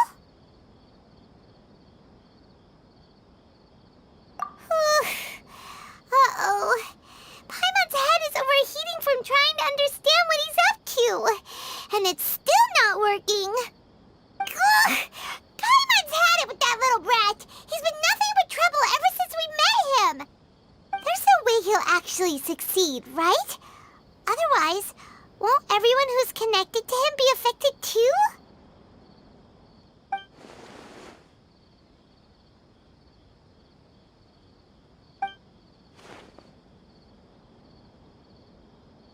There's nothing we can do about it at this point. Hey, have you got any ideas on what we should do next? Seems like now there's nothing left for us to do but to go to sleep. But Paimon's still so worried. Paimon won't be able to sleep a wink tonight. So, how about, we list all our favorite foods to take our mind off things? Heck, if that doesn't work, Paimon's probably gonna collapse of anxiety here. Alright, Paimon will start. First dish. Munstack grilled fish. Oh, and chicken mushroom skewers. Tea break pancakes, cream stew, sauteed matsutake, and Dragon chili chicken, almond tofu, satisfying salad. Oh, also Adeptus Temptation, golden shrimp balls, triple layered consomme, lotus seed and bird egg soup, and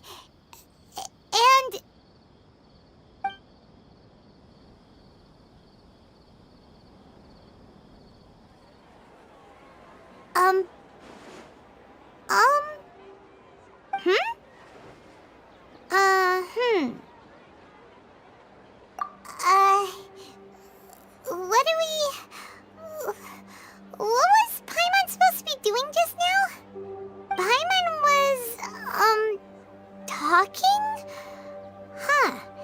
Paimon suddenly can't remember what she was talking about. What was it again?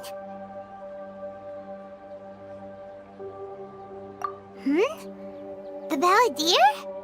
Is that a food too? Huh. Weird name, though.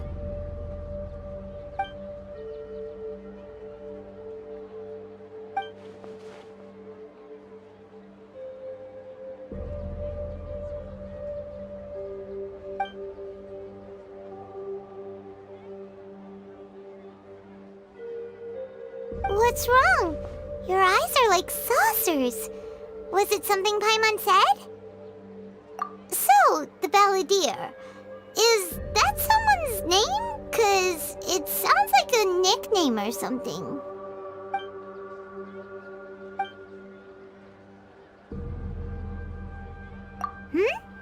Okay, sure. Where are we going?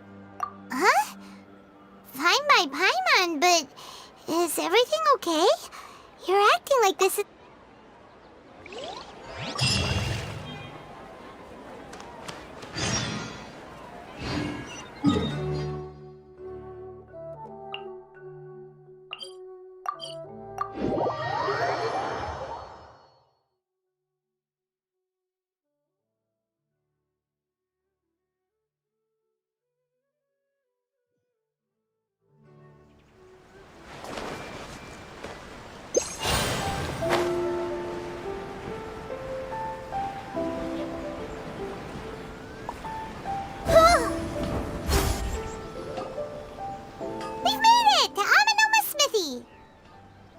Ah, it's been a while. Of course. Go ahead. Oh. Now there's a question I wasn't expecting. Very well. I'll tell you what I know once more. The once renowned Raiden Gokuden, comprised of 5 branches. Amenoma, Futsu, Ishin, Hyakume, and Senju. The art of forging practiced by these 5 clans was first taught to them personally by the almighty Shogun. Over time, the 5 branches diverged from one another as generations of bladesmiths honed and perfected their craft until they became 5 distinct traditions. Most of the great swordsmith clans of old have since fallen into decline, and for a long time, only the Amenoma branch kept its art alive. But fortunately, Kaedehara Kazuha recently returned to Inazuma and took up the mantle of the Ishin art. Now, 2 clans remain of the original Gokuden 5. If my memory serves me right, you yourself were present when he forged the Ishin blade. Oh yeah, we were! Paimon remembers that now. We learned a bit about the decline of the Raiden Gokuden then too. It seems like such a shame.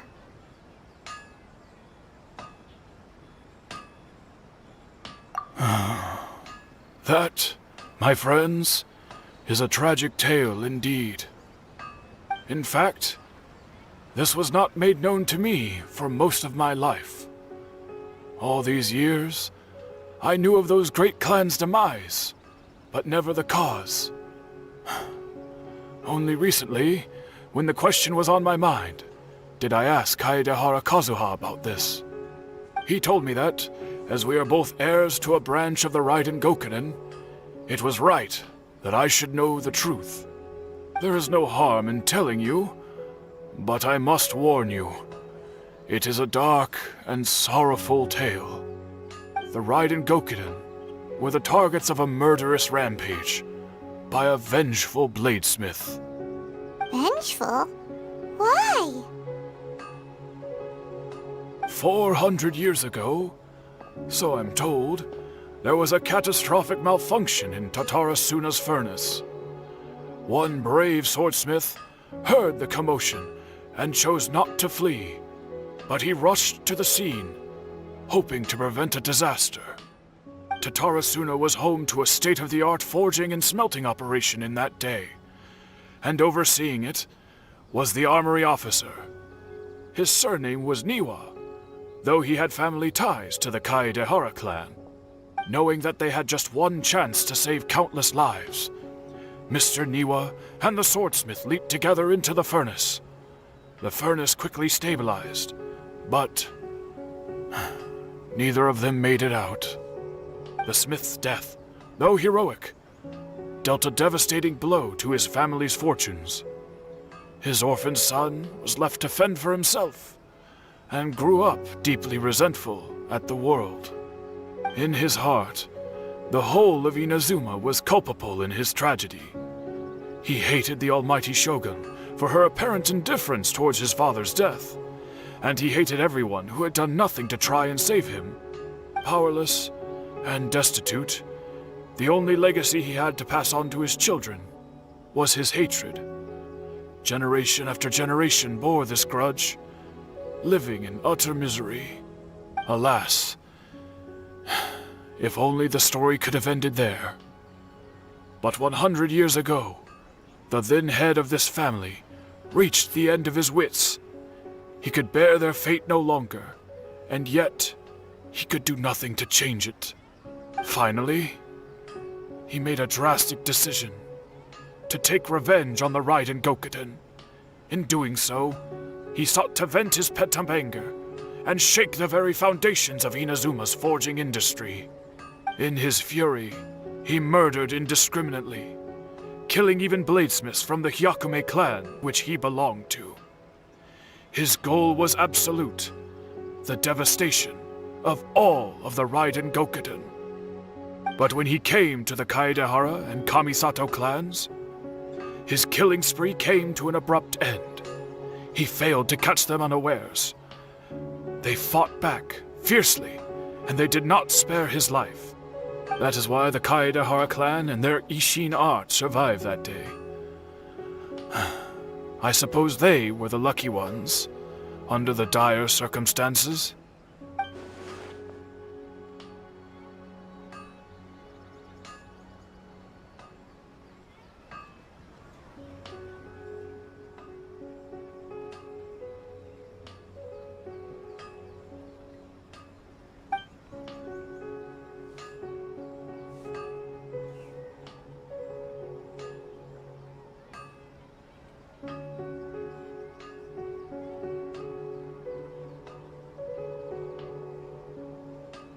Was there anything else you wanted to ask?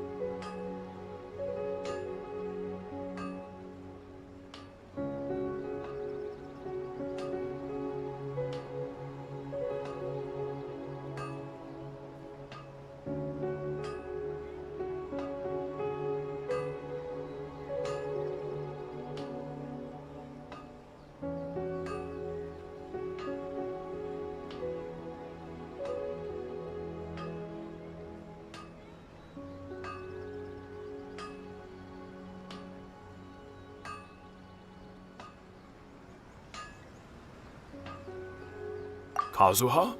Why, yes. Just yesterday, in fact. We spoke for a while over some tea.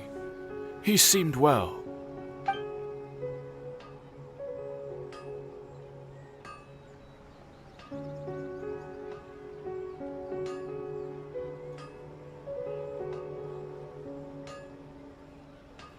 My pleasure.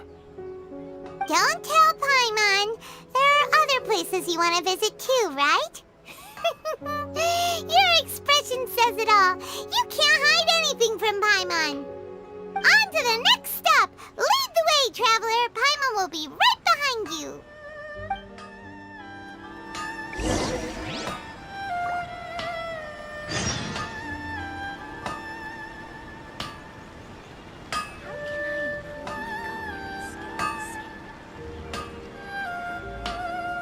Okay. I'm relenting patience now.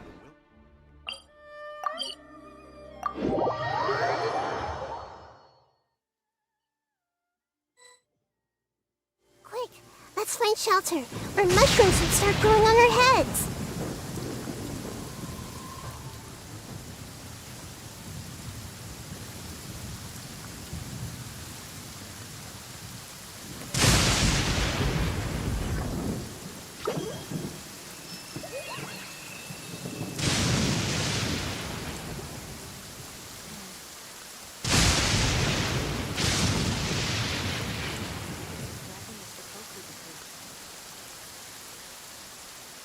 Make yourselves at home.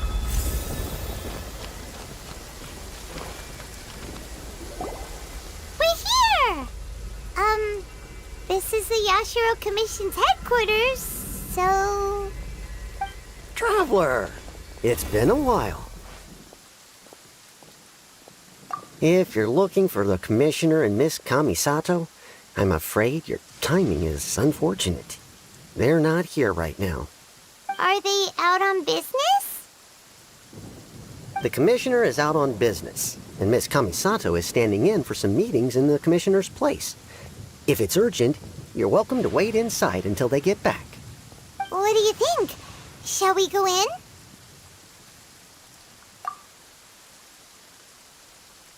If it were anyone else, I couldn't allow it. But seeing as you're so close with the Commissioner and Miss Kamisato, I think it should be okay. We'll be heading in then. Thanks!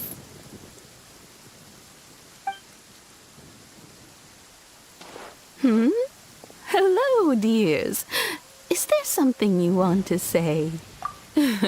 Of course, traveler. Yes, I know who you are. Miss Kamisato has told me about you. What would you like to know? Oh, they're both very well indeed. Lately, Miss Kamisato has been rather busy attending all kinds of meetings and occasionally paying visits to some local organizations on the Commissioner's behalf. As for the Commissioner himself, well, you know, busy as ever. That much hasn't changed. Although he does seem to be in a rather good mood these days. So pretty much business as usual in the Yashiro Commission, huh? Very much so.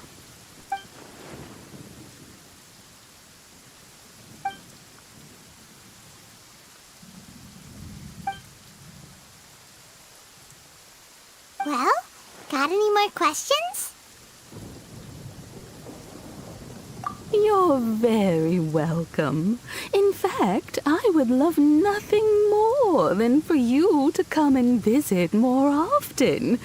But I'm sure you must be far too busy to have time for that. Miss Kamisato talks about you all the time. She seems so thrilled to have you as a friend, and she's always saying how talented you are and how much she admires you. I must say, many things in Inazuma seem to have taken a turn for the better since you... I mean it. Whenever the Commissioner dines at home, Toma always joins him. I always find myself at my most relaxed when I'm serving the two of them and listening to them chat away. The commissioner has such a busy schedule that he doesn't always have the chance to take his meals at home, but given the opportunity, he always prefers to dine here. They say it's because Toma's a much better chef than most. Oh, the commissioner is so fond of home comforts. They get to talking about you sometimes too, you know. Always with a very fond tone. The way one would talk about dear old friends around whom one can truly be themselves. Miss Kamisato occasionally joins them as well. Whenever the whole family gets together and they start talking about people they've met and experiences they've had, you always get a mention. It's been many years now since the late Mr. and Mrs. Kamisato passed away. Much has happened in the Kamisato clan in that time. As someone who is old and gray enough to have watched their son and daughter grow up, it makes me so happy to see them meet a dependable friend whose company they enjoy so much. So, in the future, if you ever do have the time, please know you are always very welcome at the Yashiro Commission headquarters. There will always be at least one old lady who would be wonderful. Thank you. Paimon likes it here too. Also, you were saying something about the food here being really great. Paimon's itching to try it. We may just have to invite ourselves around for dinner sometime. Paimon meant we should come pay a visit again real soon. Ideally around dinner time. Of course. You're always welcome. Alright, goodbye for now. Where are we going next? Great! Goodbye, ma'am! Don't worry, we'll see ourselves out. All right, then. Take care now.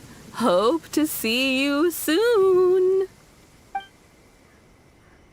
Oh, are you two leaving already? Yep, everything's taken care of now. Don't worry. Very well. Safe travels. Goodbye.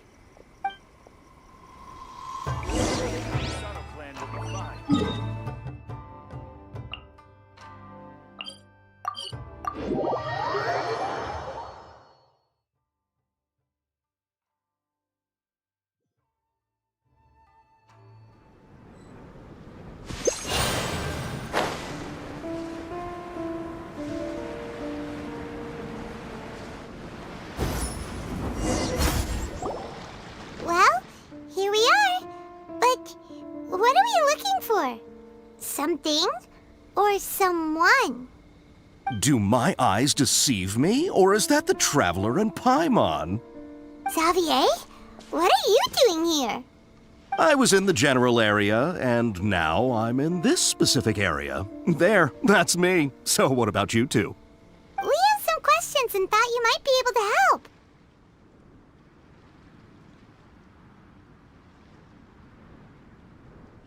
Certainly do. I've researched the furnace here in some depth. If there's anything you want to know, just ask away. Like the back of my hand? Make no mistake, I have been here a good many times before. Not only that, but I've met people in Inazuma whose families used to live in Tatara Sunna years ago. They said it's all true, the history here. Oh, well, it's a long story, don't you know? The tale of Tatara Sunna starts a long time ago. I'm told that its history as one of the most foremost forging and smelting operations in the nation goes back around 1,000 years. Still, the furnace has had a couple of serious maintenance issues along the way. A couple? When exactly? One was just in the last few years, the other was several hundred years ago. A fun fact, I'm not the first Fontaine tech guy to come and work on it either. There was a guy back then too. They say he was a mechanic who consulted on a technology upgrade. It seems like the technological collaboration between our two nations goes back a long way. How about that? Hey, weren't you gonna ask that? Oh, I didn't realize you two were here for a history lesson. Me neither. Paimon doesn't know what's gotten into this one today. Feels like we've been preparing for a history exam or something. What brought this on? Did you just wake up today with a sudden burning desire for historical knowledge? Sure, go ahead.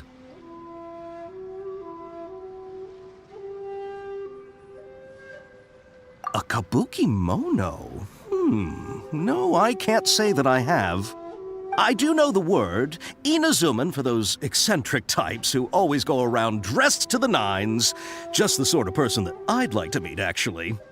But sadly, I've never had the pleasure, nor have I come across anything to do with a kabuki mono where Tatara Sunna is concerned.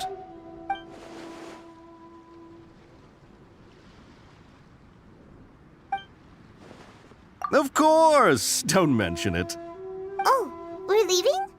Okay, bye, Xavier. Oh, you're most welcome. More than happy to help. Farewell. Looks like you got all the information you're looking for.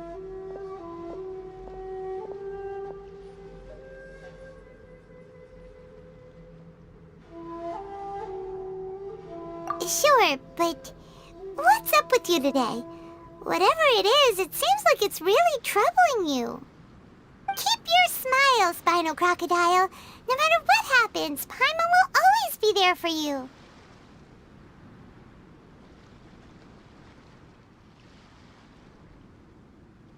Come on, you gotta keep it together.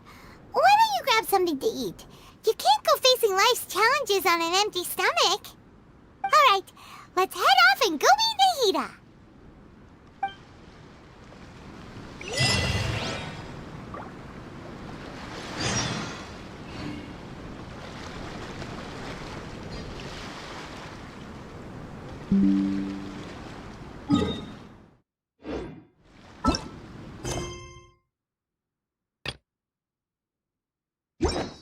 What they say is true.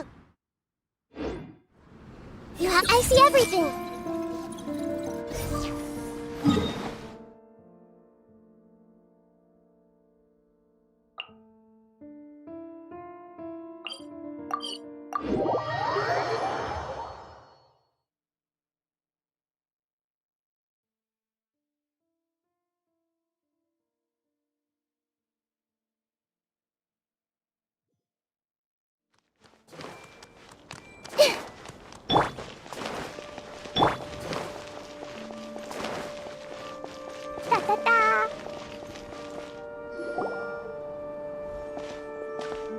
Hey, it's them!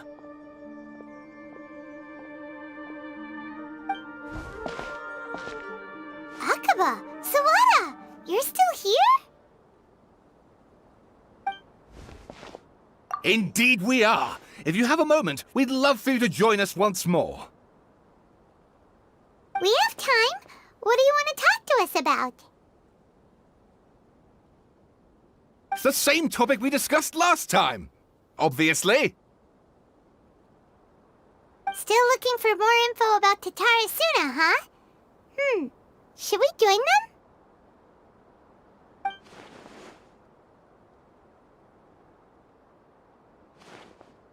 Unfortunately, we haven't made any real progress.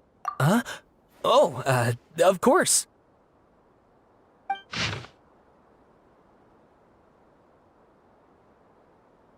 I presume you'll want to read mine as well. Here.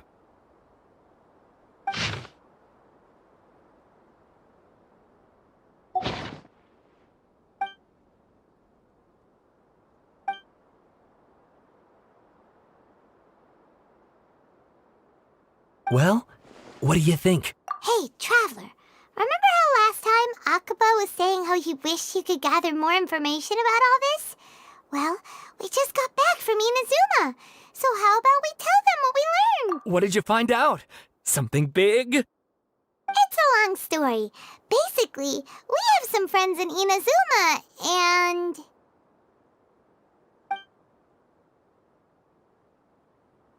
Wow, so many new details. Thank you so much for sharing that with us. Well, well, so it all comes down to one man's desire for revenge. Huh. You heard this from a member of the Amanoma clan, you say? Then I guess it must be true. Ugh.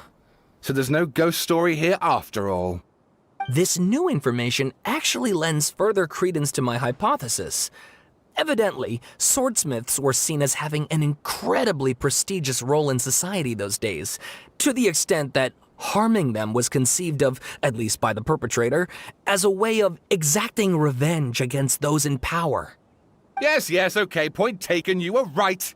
But that doesn't mean I can't carry on with my novel. And they're back at it. Oh, so sorry. Look at us, prattling on about our projects and ignoring you.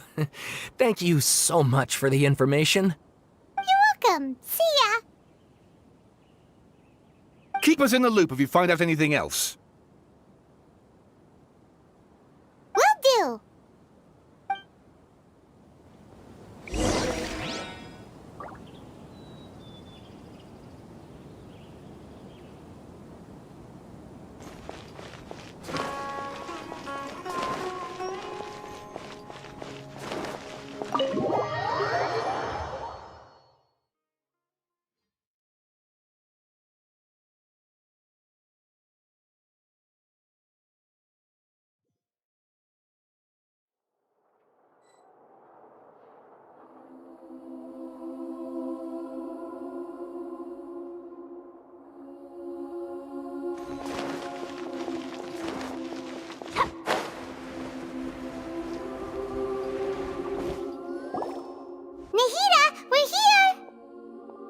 Traveler, Paimon, how have you been? Ugh, where to start? Paimon hasn't had a moment's rest this whole time. That night, we ended up chatting and chatting until suddenly the sun was up. And then she decided she wanted to go to Inazuma. The Balladeer? It sounds like some kind of code name. You look troubled. Is...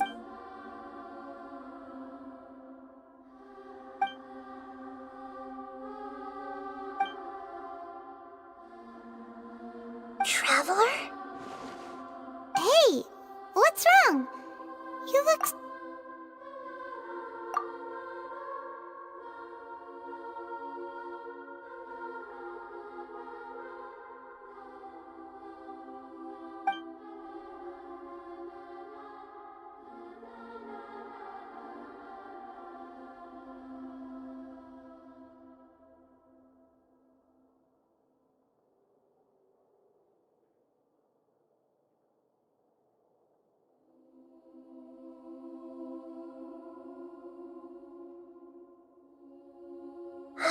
That's quite a story. So, this puppet known as the Balladeer erased himself from Irminsul, hoping that he could change the past. But how was he even able to do that?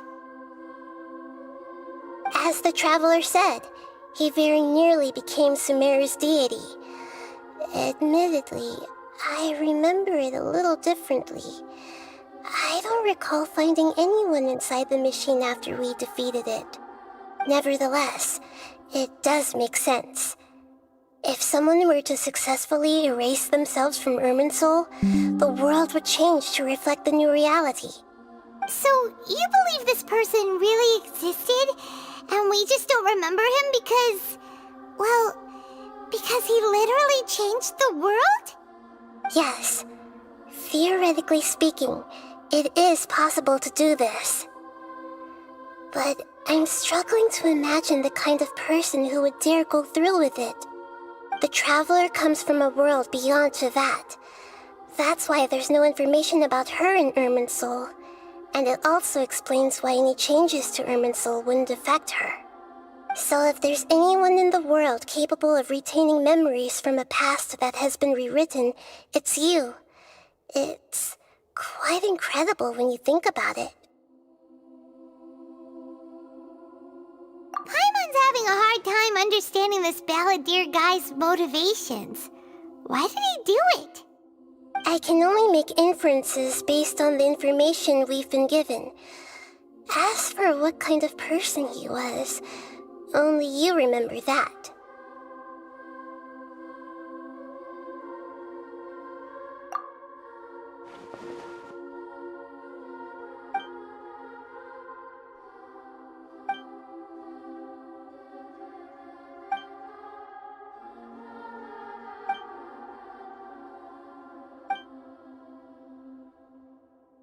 Something else worrying you?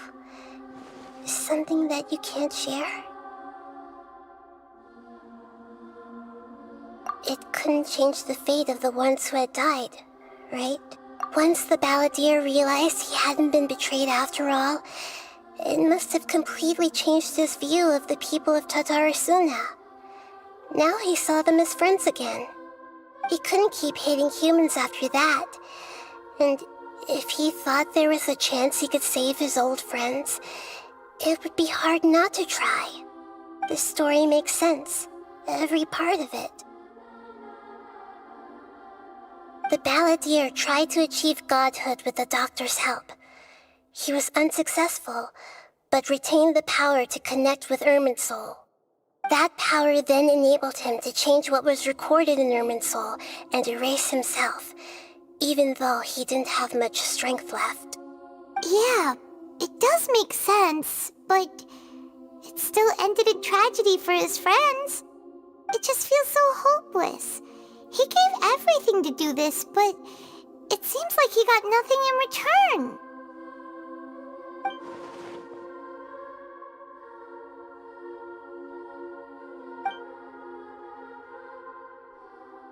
Please wait a moment. I want to check something.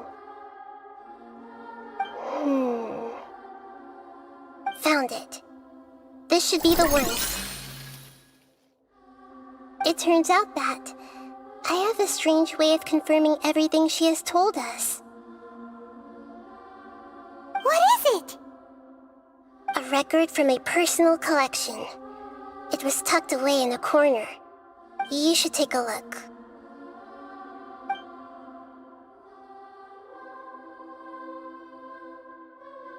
Is this a fairy tale? Who wrote it? I authored this record myself. Huh? You wrote a fairy tale that somehow has something to do with the Balladeer? When combined with the Traveler's narrative, it's clear that this story is an allegory. Everything in it is a symbol for something else. Hold on. So this record survived from the past? Yes. Any information about the Balladeer or the Kabuki Mono in other records will have been changed. But I wrote this story in a way that means it was left intact. Changing the information in Irminsul changes to that. But Irminsul can't change information that was well hidden in advance. I guess I must have written this story as a backup before the Balladeer entered Irminsul. That's incredible! What a great idea! And sending the Traveler into Irminsul with the Balladeer must have been a further precaution. I knew she'd remember everything. This story is abstract enough that it still resonates with the present information recorded in Irminsul. But if we connect all the different pieces together, the true story that emerges is the one she told us, the now erased life of the Balladeer.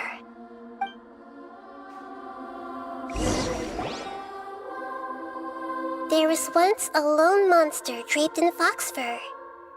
The monster found a family of foxes, joined them, and they became friends. The monster lived with the family day and night, and everyone treated it as one of their own. Once in a while, the monster would take off its fox fur at night and lament to itself as it gazed at its reflection in the water. I am a monstrosity, yet they are too foolish to see it. I pity them. But the monster soon found solace when another came to live among the foxes who was not their kin. A kitten, carved from the wood of a white tree who had been abandoned by the humans. The kitten too wished to become a fox, but its tail was too slender and it could not grow a coat of richly colored fur. Yet when the other foxes saw this, they spoke words of comfort to the kitten. Even without a tail and fur like ours, you are still one of us. Furious at this happy resolution, the monster lit a fire on the mountain. The terrified animals panicked as the fire spread. The only way to extinguish the flames was to make a sacrifice. A gray fox stood up and addressed the monster. It said, "You are the cleverest among us. Surely you can help us find a way to solve this."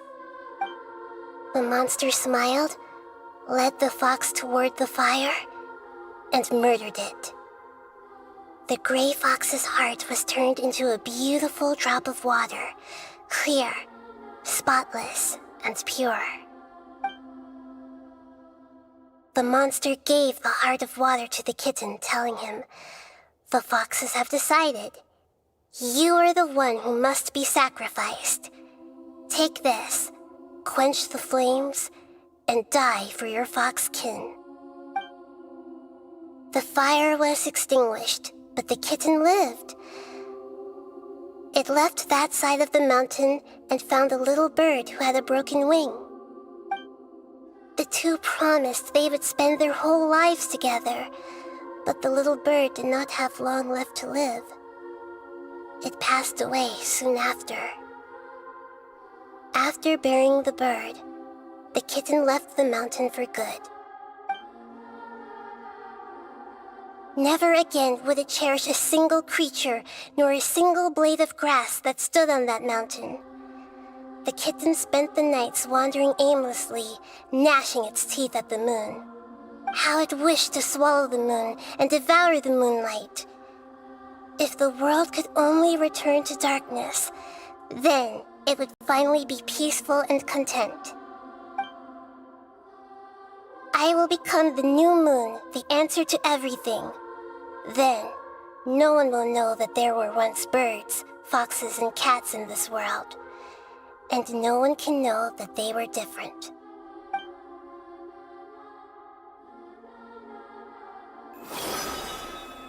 We solved it! I remember now. This is not just the Balladeer story.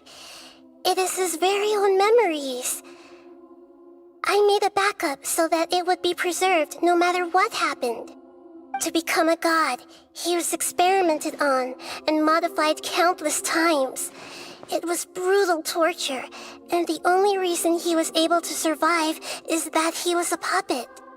This memory was extracted from him by the scholars. Presumably, they kept it to have something to defend themselves with. Creating a deity was just the first step. Some of them wanted to be able to control it. That's why they backed up his memory for later use. I buried it deep inside one of my own dreams, and then hid it inside an allegorical story so that it wouldn't be altered. It's hard to believe that this person really existed, let alone that he tried to get rid of us on more than one occasion. Paimon has no memory of him at all. He completely vanished like a puff of smoke. The Balladeer agreed to help me look for information about the Descenders, and although he was unsuccessful, he still helped you. Before he vanished, he confirmed an important detail, that Conria was where your twin first came into this world.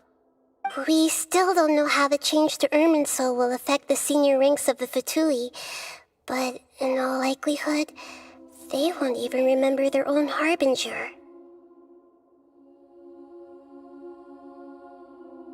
It sounds like Paimon wouldn't like this guy a whole lot if he was still around. But still, Paimon doesn't like the way it all ended that much better. This is why wisdom alone cannot answer all our questions. We look, we see, and we comprehend, but the question still troubles us. So the answer is not everything. People yearn to find the truth and then conquer the troubles they face. When you give someone the truth, you give them a chance to choose their own destiny. To others looking on, this may seem like a pointless endeavor, but for him, the chance to act on his desire to disappear must have meant a lot. Never forget that even when we walk beneath dark clouds along a road filled with suffering, the light of wisdom is always there, guiding us toward a better destination. And that is what you have been doing all along. Yeah, Mihida's right. Cheer up! How about we go get something to eat? We can pick up this heavy conversation again later. Good idea. Paimon, why don't you take her out for a walk to clear her head? You got it! Come on, Traveler! You need to get out of your head for a while. You'll feel much better after taking a walk. Let's go get a snack from one of the stalls in the Grand Bazaar! That'll be sure to lift our spirits. It must be really tough being the only one who remembers all that, but Paimon's always here to help cheer you up.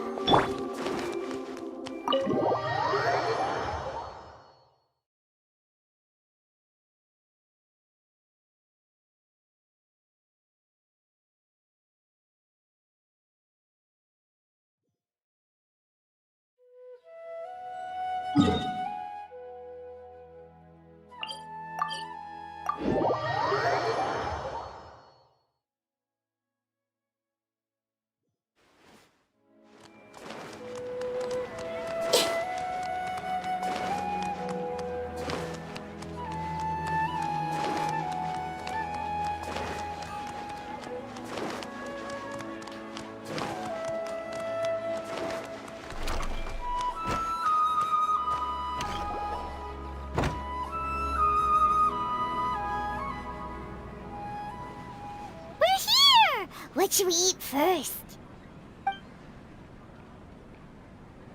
Hey, are you gonna answer or what?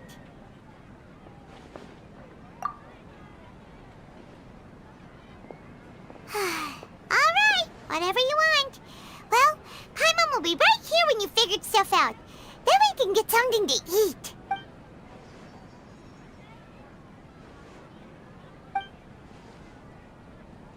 What is it? Have you figured it all out?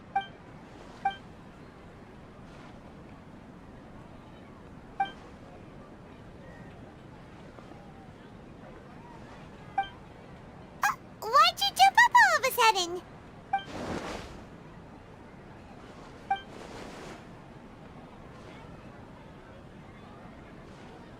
Excuse me, boss. There seems to be a small problem with the last bill. Look, here.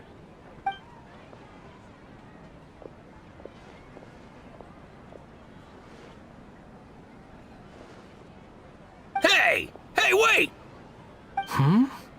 You mean me? No, not you. That kid! Didn't you see? Little rascal grabbed my last 2 fresh Sunsettias and ran off. Look, if you're gonna help out here, you can't keep spacing out, okay? What is it? The work's too boring for you? Or has the big city got too many distractions? I wasn't paying close enough attention. Sorry, boss.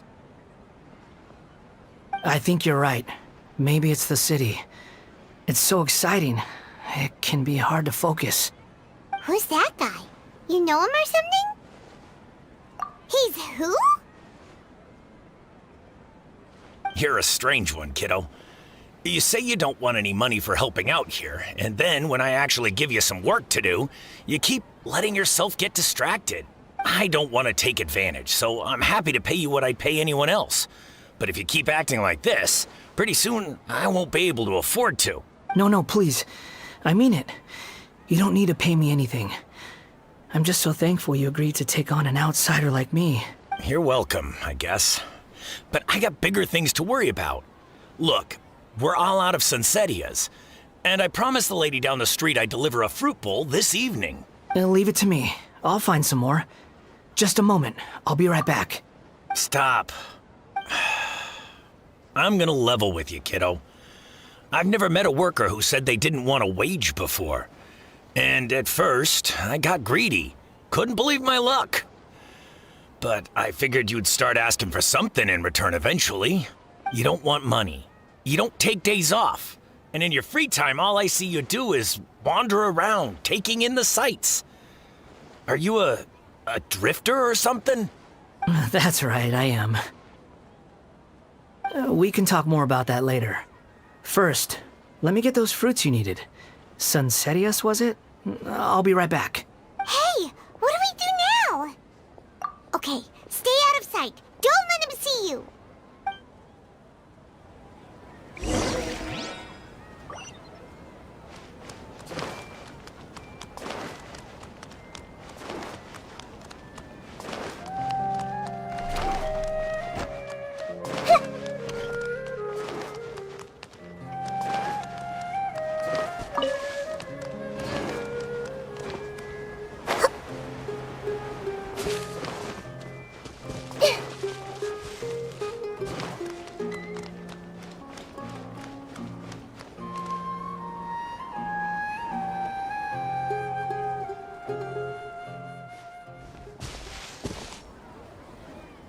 Yeah, this'll do. Even though you say he's the Balladeer, what are we planning on doing? Stealing his Sunsetias? Isn't that a bit too cruel? Oh, alright. This should be enough. Guess I should wash them before I take them back. Huh? You two over there. Is there something I can help you with? He spotted us! You've been following me all the way from the city. I'd have to be blind not to notice. Have we met before? No, we haven't met. But you know me? I have no recollection. Are you absolutely sure? Sorry, but I just can't take your word for it. A puppet? What makes you think that? Huh? You were right! The look on his face! I guess you do know me after all. That is not something I share with a lot of people. Look, I'm just a wanderer. But seeing as you've gone through all this trouble to track me down, I'm sure whatever it is must be important.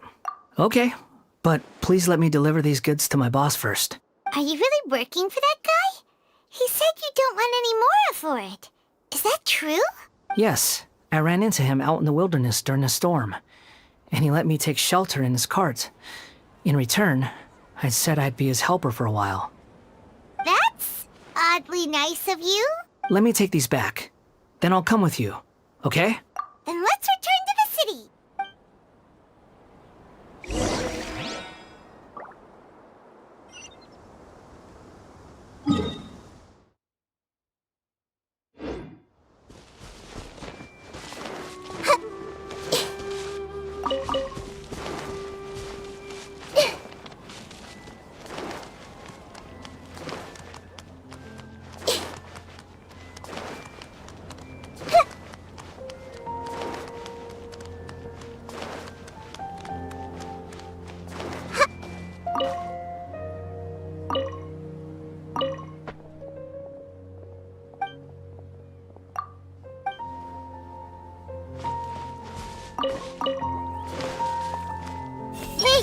If you want to live a long life, you need to enjoy yourself.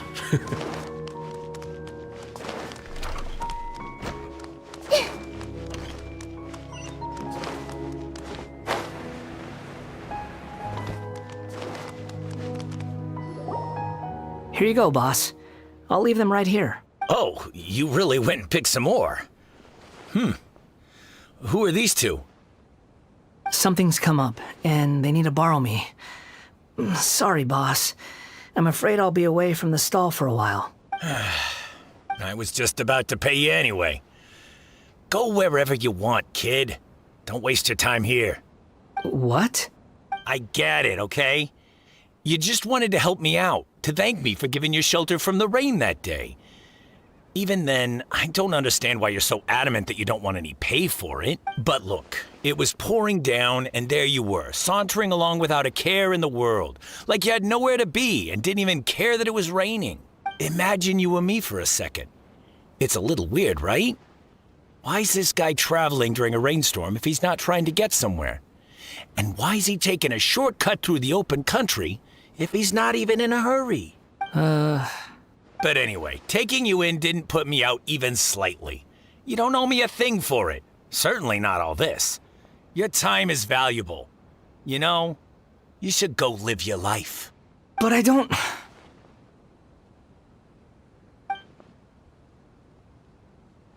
No, you're right. Then I suppose this is where we say goodbye. Thank you again for taking me into the city. Don't mention it, kiddo. I've run into all kinds of characters over the years. I just hope you find your path. Thank you. All right, done. Thanks for waiting for me. We can go now.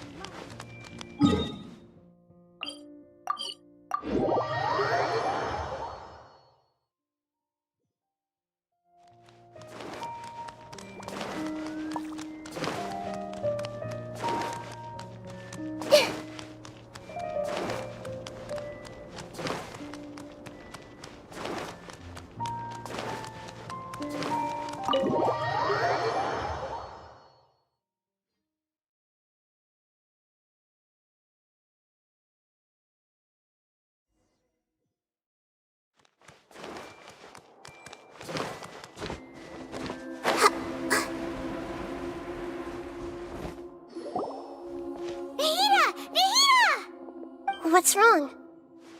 Huh? Are you? Hello. I do apologize for the sudden intrusion. We found this guy in the street, but he doesn't seem to remember anything. So, yeah, quite an eventful walk. You say that you are trekking across Teyvat to train yourself.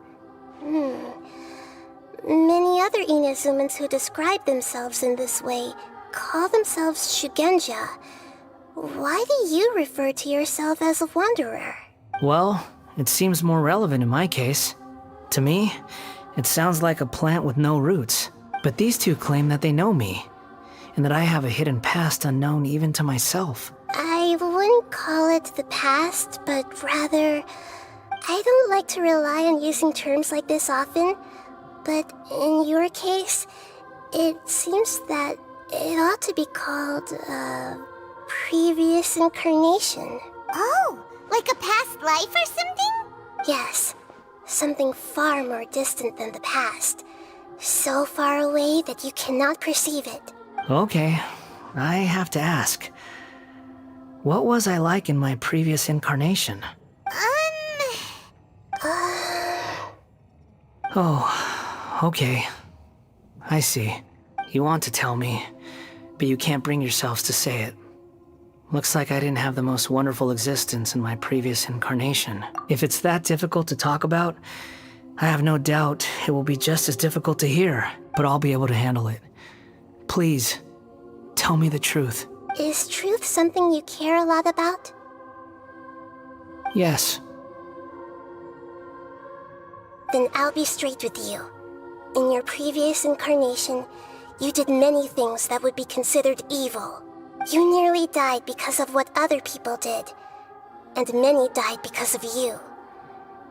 As a non-human being, you hated gods and humans alike. You drifted from place to place, never able to settle, even where you found status and identity. You adamantly believed that you were missing a heart. Actions rooted in persistence sometimes bear bitter fruit. Sometimes, you have to let parts of yourself go, or you'll never be happy.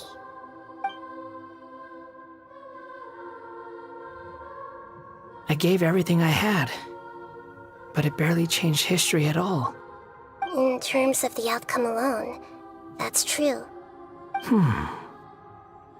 I don't think I can judge everything I've heard purely in terms of right and wrong.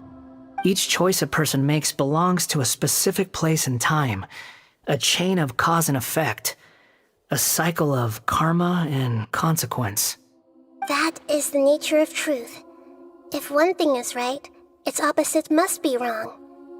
And yet, dichotomies like this are not enough to explain the world in all of its complexity. It seems like my previous incarnation wasn't the most likable individual. We're not trying to hurt your feelings or anything, but yeah, we weren't your biggest fans. If we were enemies, why are you trying to help me find the truth? This is so frustrating! This guy's supposed to be our arch enemy, but now he's just some random stranger we met on the street! He's got so much to answer for, but we can't make him talk because he doesn't remember anything! Lesser Lord Kusanali, as the god of wisdom, I trust that everything you told me must be true. Yes, it's all true. I can even show you the memories themselves, if you're willing. Please, I want to see them for myself. I want to experience my own transgressions. Even though it will cause your present self great mental anguish? I'm just a puppet, with no heart and no name. There is nothing in this world for me to cling to fill the void within me. Except maybe these sins that can never be undone. Very well. As you wish. Wait, shouldn't we go with him? This one's kind of on us for bringing him here. Don't worry. Whatever danger I might face, it's my burden to bear. Traveler, could I ask you to supervise him on my behalf? Oh, good point. Given your, unique situation, we'd better keep an eye on you. Understood. Thank you. Now, prepare yourselves, everyone.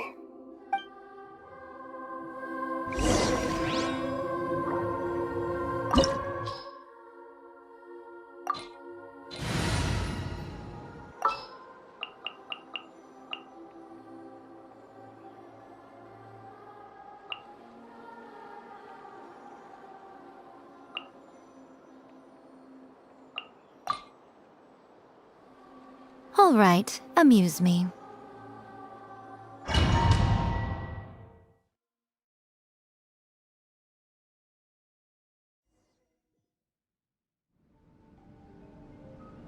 This looks like Inazuma.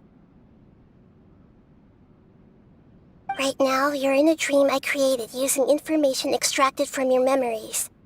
These memories will show you the raw truth, but be aware that enemies may react just like in the real world. Please be careful. Sounds like an immersive experience. It's a good thing we came along. You don't need to do this for me. I don't deserve your protection. We never give up halfway. Well, we had to once, but that was your doing.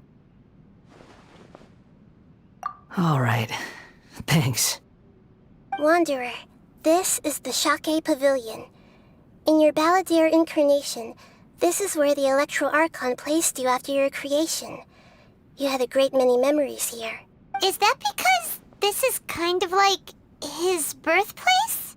You could say that, in a sense. You'll see why shortly. I hear footsteps. This place is huge. I can't believe the landslide didn't fill it in. I wonder who built it. The Crystal Marrow Miners? No, there's no way.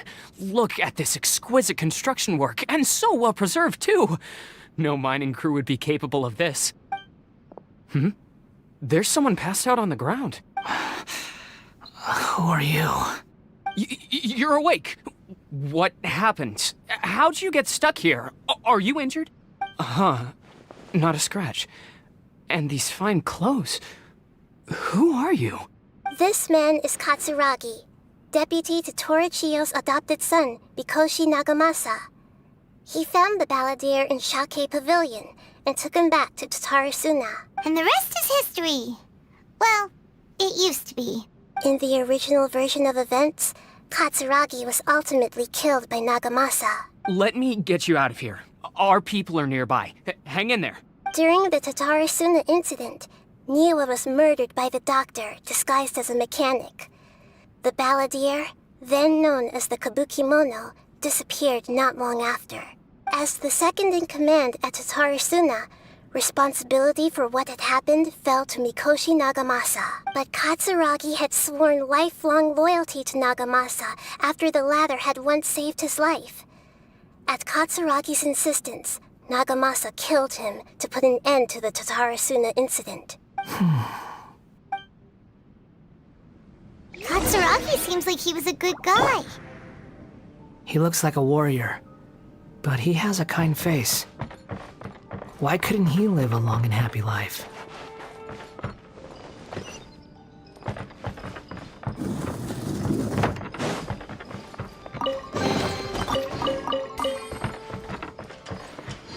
Nagamasa, I found this young guy in a cave sealed off by a landslide. He doesn't remember his name. Well, we need to call you something. I hear the workers are calling you the Kabuki-mono. That's fine with me. Katsuragi, report to Niwa. Tell him we have someone new join us.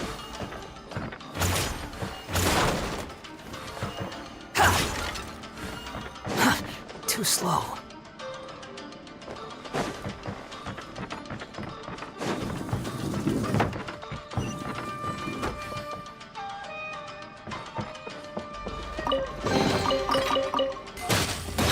Following me.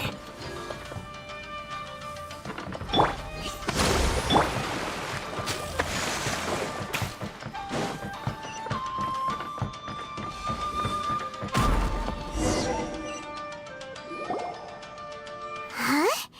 What are we doing back here? Whoa, this is where you were born? It's pretty, but there's nobody here. I was abandoned, like you. I lived here for a while at first, but there's nothing for us here. We can't stay. Okay. I heard my mom and dad used to make swords, but the factory manager died, and then my dad got sick.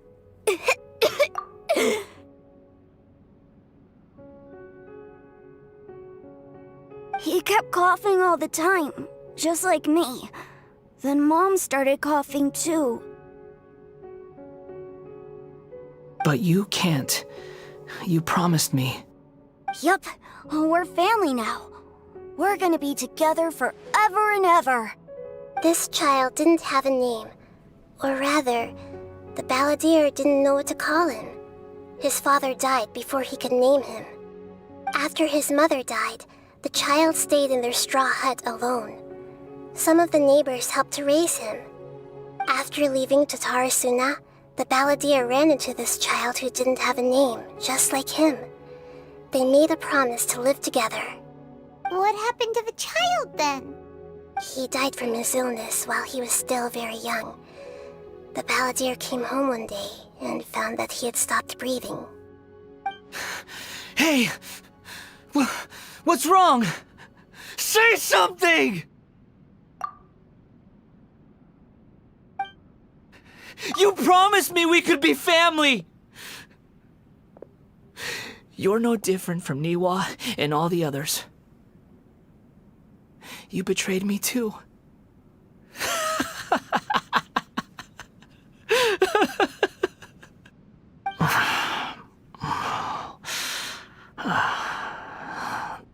The voices have gone. It looks like the memory ends here. Let's keep going.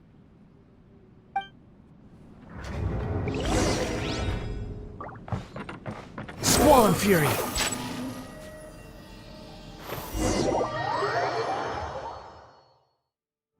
You do realize you're blocking my path. I come not to obstruct you. I've been waiting.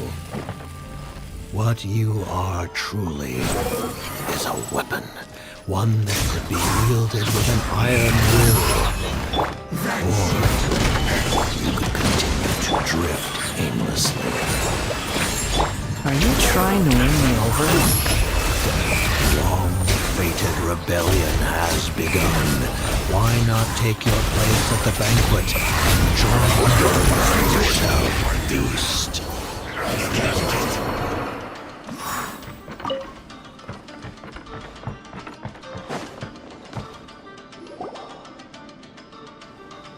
This place is dark. Paimon knows this place. It's the Delusion Factory in Inazuma.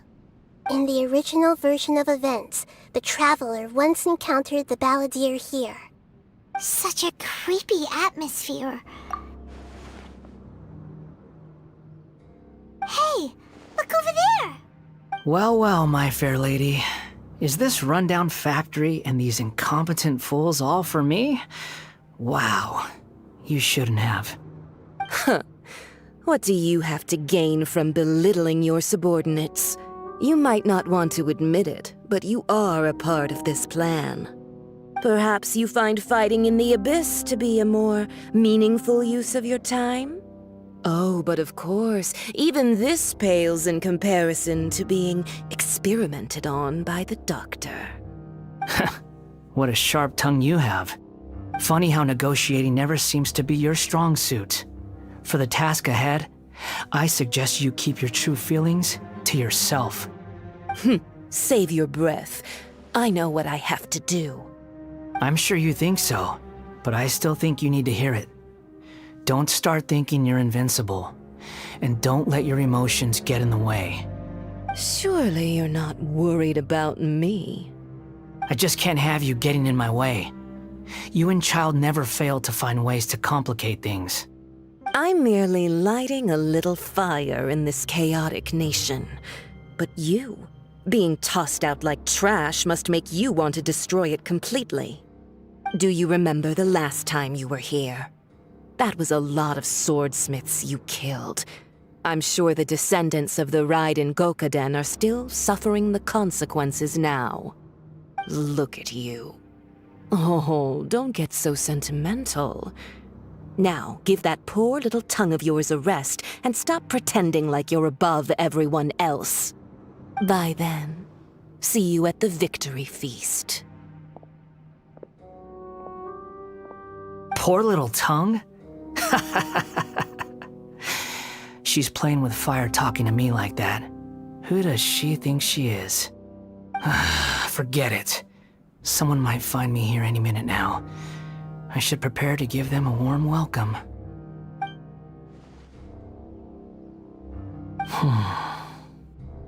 The plot does not end here. There is more of this story to come. Wanderer, are you able to continue? Yes. Please don't worry about me. Why are you staring at me in silence? Can't you think of a nicer way to express yourself?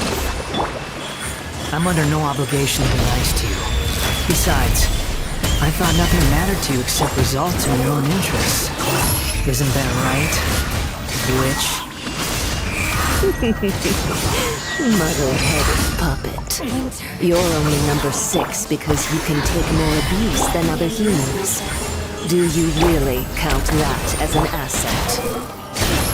You're about as much fun to be around as a raging inferno. But before we murder each other, it'd be best if we finish our duties.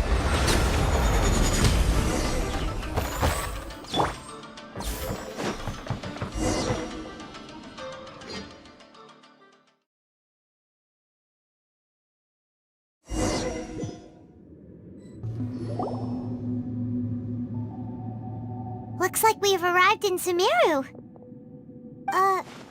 Is that? Considering that Amorta's sage, Nafis, refused to join this project, I'll take part in the experiment in his place. Welcome. I look forward to a fruitful collaboration. When do we start? You seem impatient. You should know that becoming a god is far from a trivial affair. The biological transformation is a lengthy process. As such, I too would recommend that we commence as soon as possible. In the event that a successful connection is established, his body will become permanently bound to the machine, and he will be unable to move independently of it. Nothing worse than what I've been through before then, Doctor. You were the most resilient test subject I ever came across. Thanks to you, I was able to garner a great deal of information. Alas, after that, you were under orders to remain in the abyss. We barely saw each other, and it became difficult to further refine the knowledge I had gained. That was gracefully worded. Ever wonder what they think if they knew that nothing matters to you, apart from your crazy experiments? I suggest you speak to me in a more respectful tone, Scaramouche. The mere fact of your utility does not make you indestructible. The doctor again? That was uncomfortable to watch. That person gives off a very sinister energy. It's normal for him to give you the creeps. He scares the bejeebers out of Paimon. Let's move on.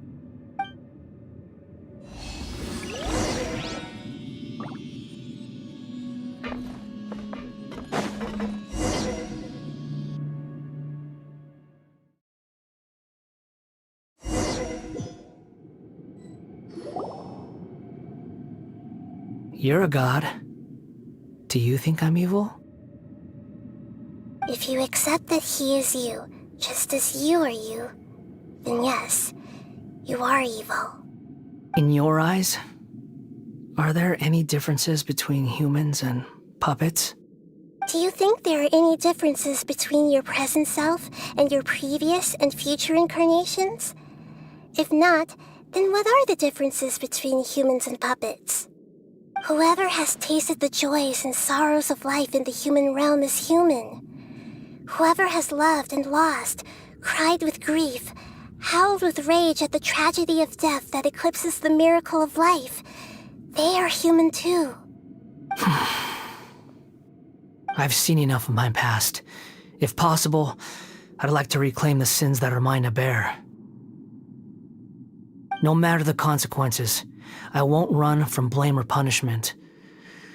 Whatever I am due, let it come to pass. Can you return my memories to me? Huh? But won't that mean you'll lose your current identity? I've always believed that human lives follow a set of rules, with each person being a collection of past experiences.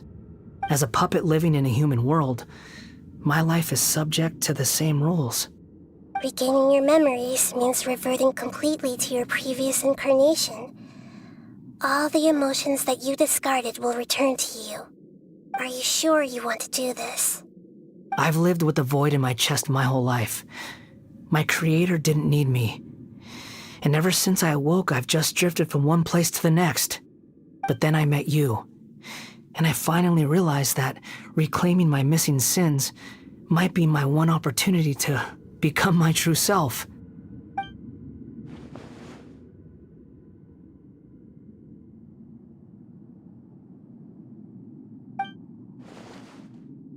I've always felt I have an innate tendency to yearn for something more, in a way that goes deeper than for most people. But for all my soul-searching as a Shugenja, I've never fully understood it. Looking at it now, it seems that I brought this curse upon myself. So I beg you, grant me this opportunity to gain a purpose, to change my destiny, and end my wandering. Very well. Since your mind is made up, I will return to you that which is yours.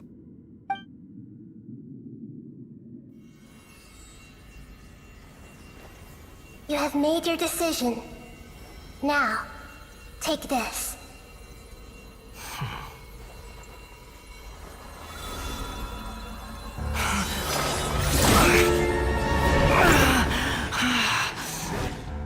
Set him free. A puppet? What's he doing here? You're a human as far as I'm concerned. Everyone's here. Wonderful. What a fine blade. Nagamasa will be thrilled. This is my...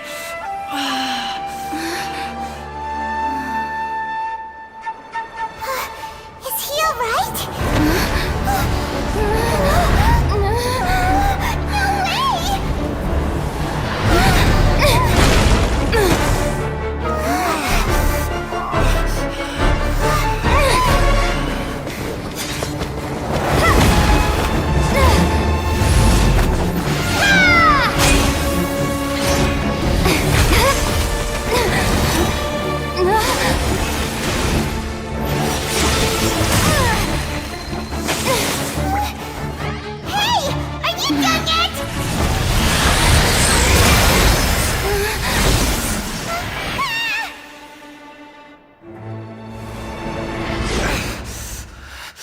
All worthless dross will be purged.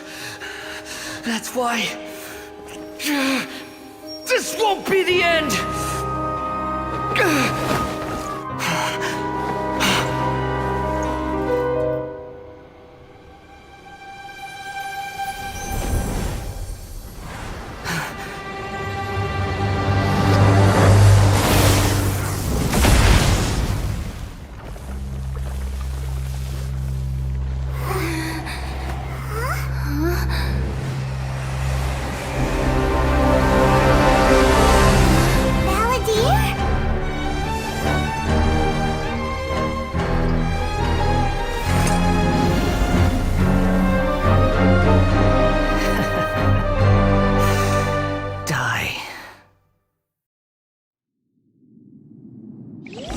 This is trying my patience. Have you got any more stupid questions? Insignificant past! The wind rises.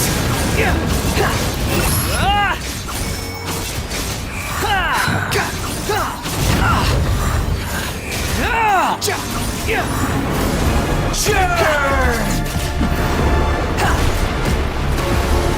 Behold!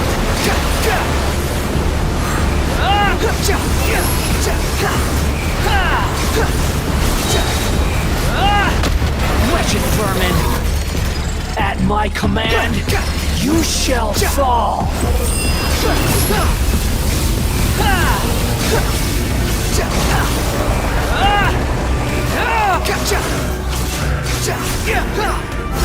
Feeble human!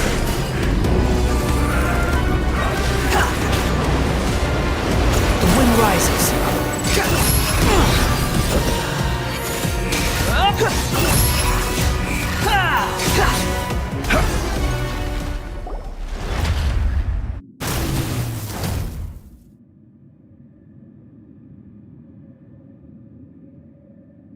Imbecile! Get out of my sight. It disappeared. Did we win? What did you expect? I'd never lose to that. There's the tone of voice again. You're definitely back to your old self. Wait, but it was you inside that thing too! What have you got to be smug about? Sorry. I'm harsh on myself and everyone else. Just the way I am. You sound like you're concerned about me. But don't worry. Thanks to you, even if I didn't change a thing, at least I now know the truth. The memory recovery seems to have been a success. This dream has served its purpose. Come on. Let's continue this outside.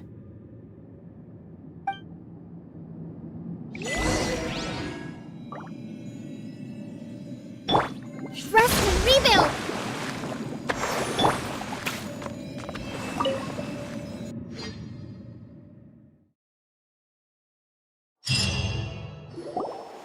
Welcome back, Traveler, Paimon, Balladeer.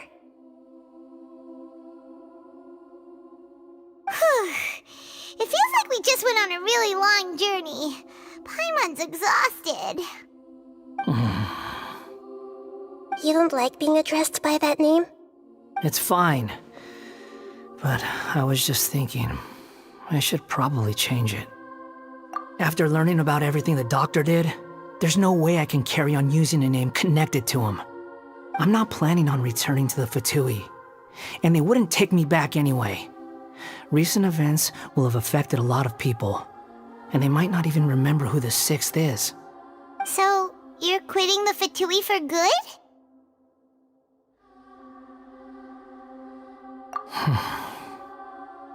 It's like you said, Lesser Lord Kusanali. Everything may look futile, but it wasn't completely meaningless. At least I made a lot of people forget about me. But that doesn't mean your own past has disappeared. Of course. And your main goal, for which you gave up everything you had, you weren't able to achieve it. I hope you can see and understand that. Changing the world, changing the past, changing the fates of other people, these are not simple things to accomplish. What you were looking for is complete annihilation. But this is just a fantasy. Even if the Balladeer is removed from existence, the world will not heed your will. Indeed. How ridiculous. Do you regret doing all that when you've gotten so little in return? Even if I'm completely worthless, there's nothing in the world worth regretting. Lesser Lord Kusanali, you purposely left that information in Irminsul, didn't you? Yes, and I took pains to make sure that you'd acquire that information naturally. Why would you go to such lengths? You trying to win me over too? In all honesty, your past experiences have made you a useful asset to Sumeru and to me. Winning you over was indeed a part of my plan. But before that, I wanted to tell you the truth about your past. If all I wanted to do was use you, then I'd be no different from the doctor. Very clever. I guess you could say that's one of my virtues. Utility to others is what gives me worth. So if embracing my sins is what it takes to make me useful again, so be it. Oh right, I almost forgot. You're the good guys. You're into justice and all that. Sorry if I have a slightly different perspective on things, but I don't feel like I've been duped. The wisest leaders are fated to end up with the best helpers. I can live with that. I'm glad you're able to think of it in that way. Traveler, in the future, I'll continue to search Irminsul more deeply and see what secrets can be uncovered, including the beginning of your twins' journey recorded in Irminsul. What exactly happened before and after that point? I want to know as well. I will try. Traveler. After I dove into the information torrent in Irminsul, why did you go to Inazuma? So that's how you found out whose fate had changed. And how? Well, whatever your reasons, you did me a favor, and I'll do everything I can to pay it back. Borrowing and returning are the only real relationships between individuals. I'll balance the books one day. Don't you worry. That's not true. A relationship between two people is not simply a ledger that can be reset to zero. I think deep down you realize this. People who show up in your life don't just evaporate like water drops and leave nothing behind. There is no such thing as balancing the books. Some things in this world can never be brought back, and they can never be changed, which is why there is emotion in the human world. Everything that you feel is real and lasting, and whatever is missing in you will not be made whole. To be human is to live with imperfections. You can choose whether or not you want to be human. But humans can't live without a heart, can they? Anyway, I gave up trying to become a human a long time ago. You understand what pain is perfectly well, even without a heart. You're just bearing your feelings. The past is set in stone, but you can keep moving on. And the longer your future lasts, the shorter your past will become, until one day, it is but a tiny fraction of your life. Sounds like you've got a future planned out for me. Everything's ended up being pretty darn complicated. Paimon doesn't even know where to start, but the most important thing now is that you need to follow Nahida. Otherwise, all our efforts will have been for nothing.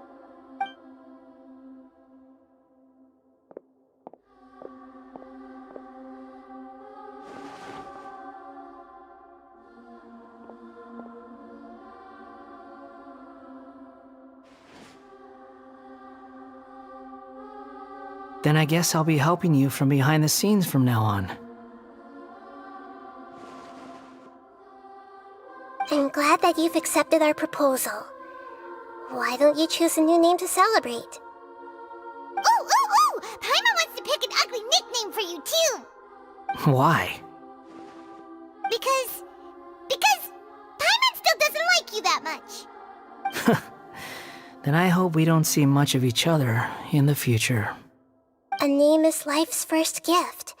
You didn't say it out loud, but I know that's what you're thinking. The Traveler and Paimon have helped you a lot. If you can't decide on a new name, maybe you can ask them for ideas. No! Paimon only does nicknames! If it's a serious name you're after, it's all yours.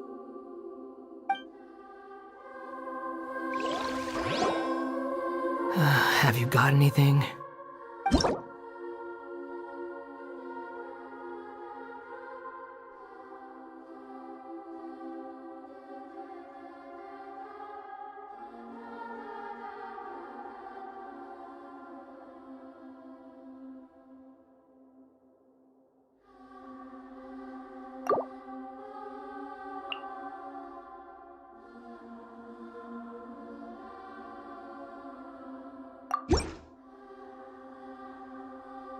Are you sure? Oh, all right. If you say so. There! Now you have a name of your own. What about a nickname? Are you done yet? Still thinking. Stop rushing me! Take your time. I don't need to see you again until you've thought of one. Everyone who manipulated me and made me suffer will have to pay the price. You mean the Fatui? The doctor, at least. Now that your stance has changed, I believe your future path will change accordingly. But it won't be immediate. You still need some time to compose yourself. One more thing. There are still some descendants of the Raiden Gokuden living in Inazuma. Some of them know. Well, they ought to know about the connection between Raiden Gokuden and myself. I don't plan to leave Sumeru for the time being. If you see them in Inazuma, please tell them that I was the one responsible for the Raiden Gokuden's downfall.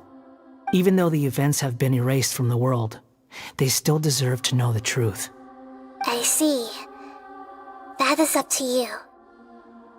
Huh? But if we do that, then... It's fine. Let them stab their blades into my chest if they so desire. Maybe that's how it always should have been.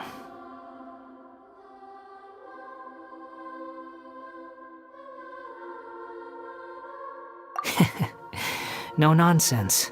I like it. All right, let's call it a day. Goodbye, wise deity. And you too. He's gone. What he went through today would have been like living an entire lifetime in an instant. He'll need some time to calm down. Yeah, true. But even so, after everything that's happened, he doesn't seem quite as fierce anymore.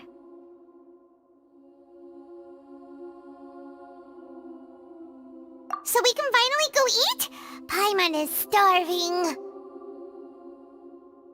Thank you both. I hope you will find somewhere nice to go and relax for a while.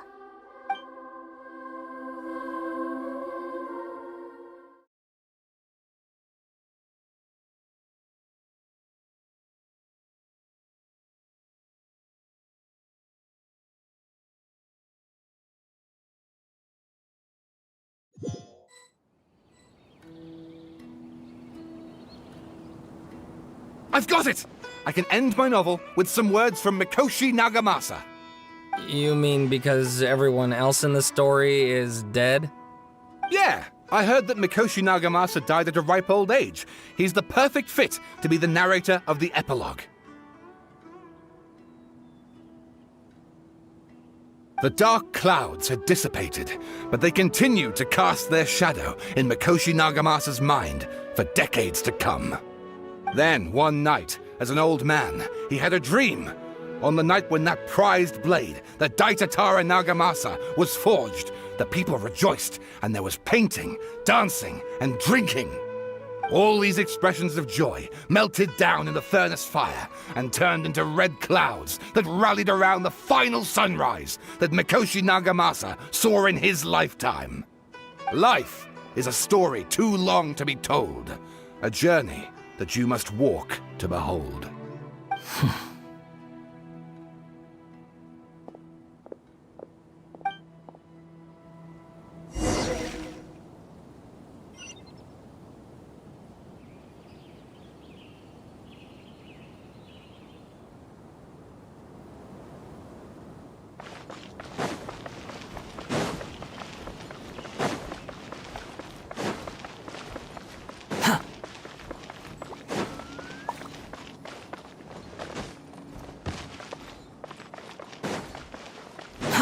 Too slow.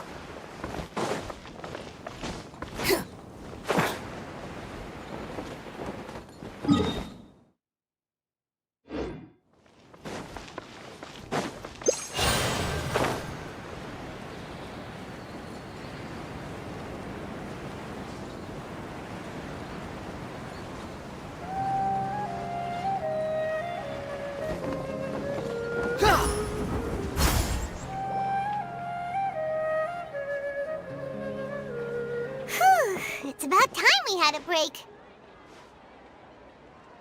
As soon as you stop, all the tiredness and hunger comes rushing back. Wow, great! Huh? Look at the vase. Did someone break it while they were cleaning the room or something? But Paimon doesn't remember there being a cleaner.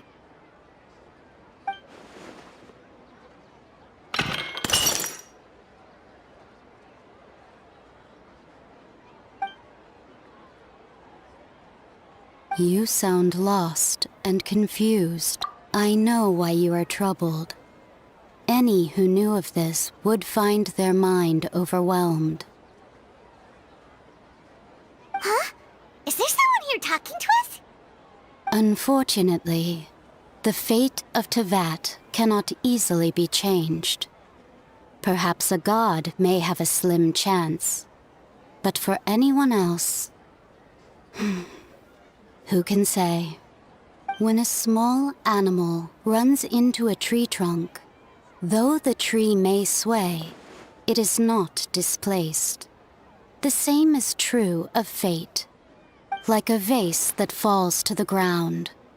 Whether it is broken by a cat or by a bird, the result is still a broken vase, is it not?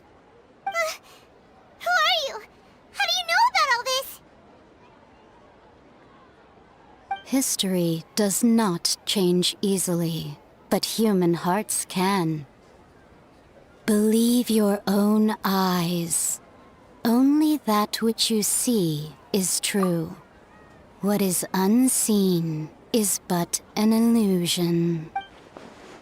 The voice has disappeared. And who the heck was that? And what were they doing coming out of nowhere and saying all that scary stuff?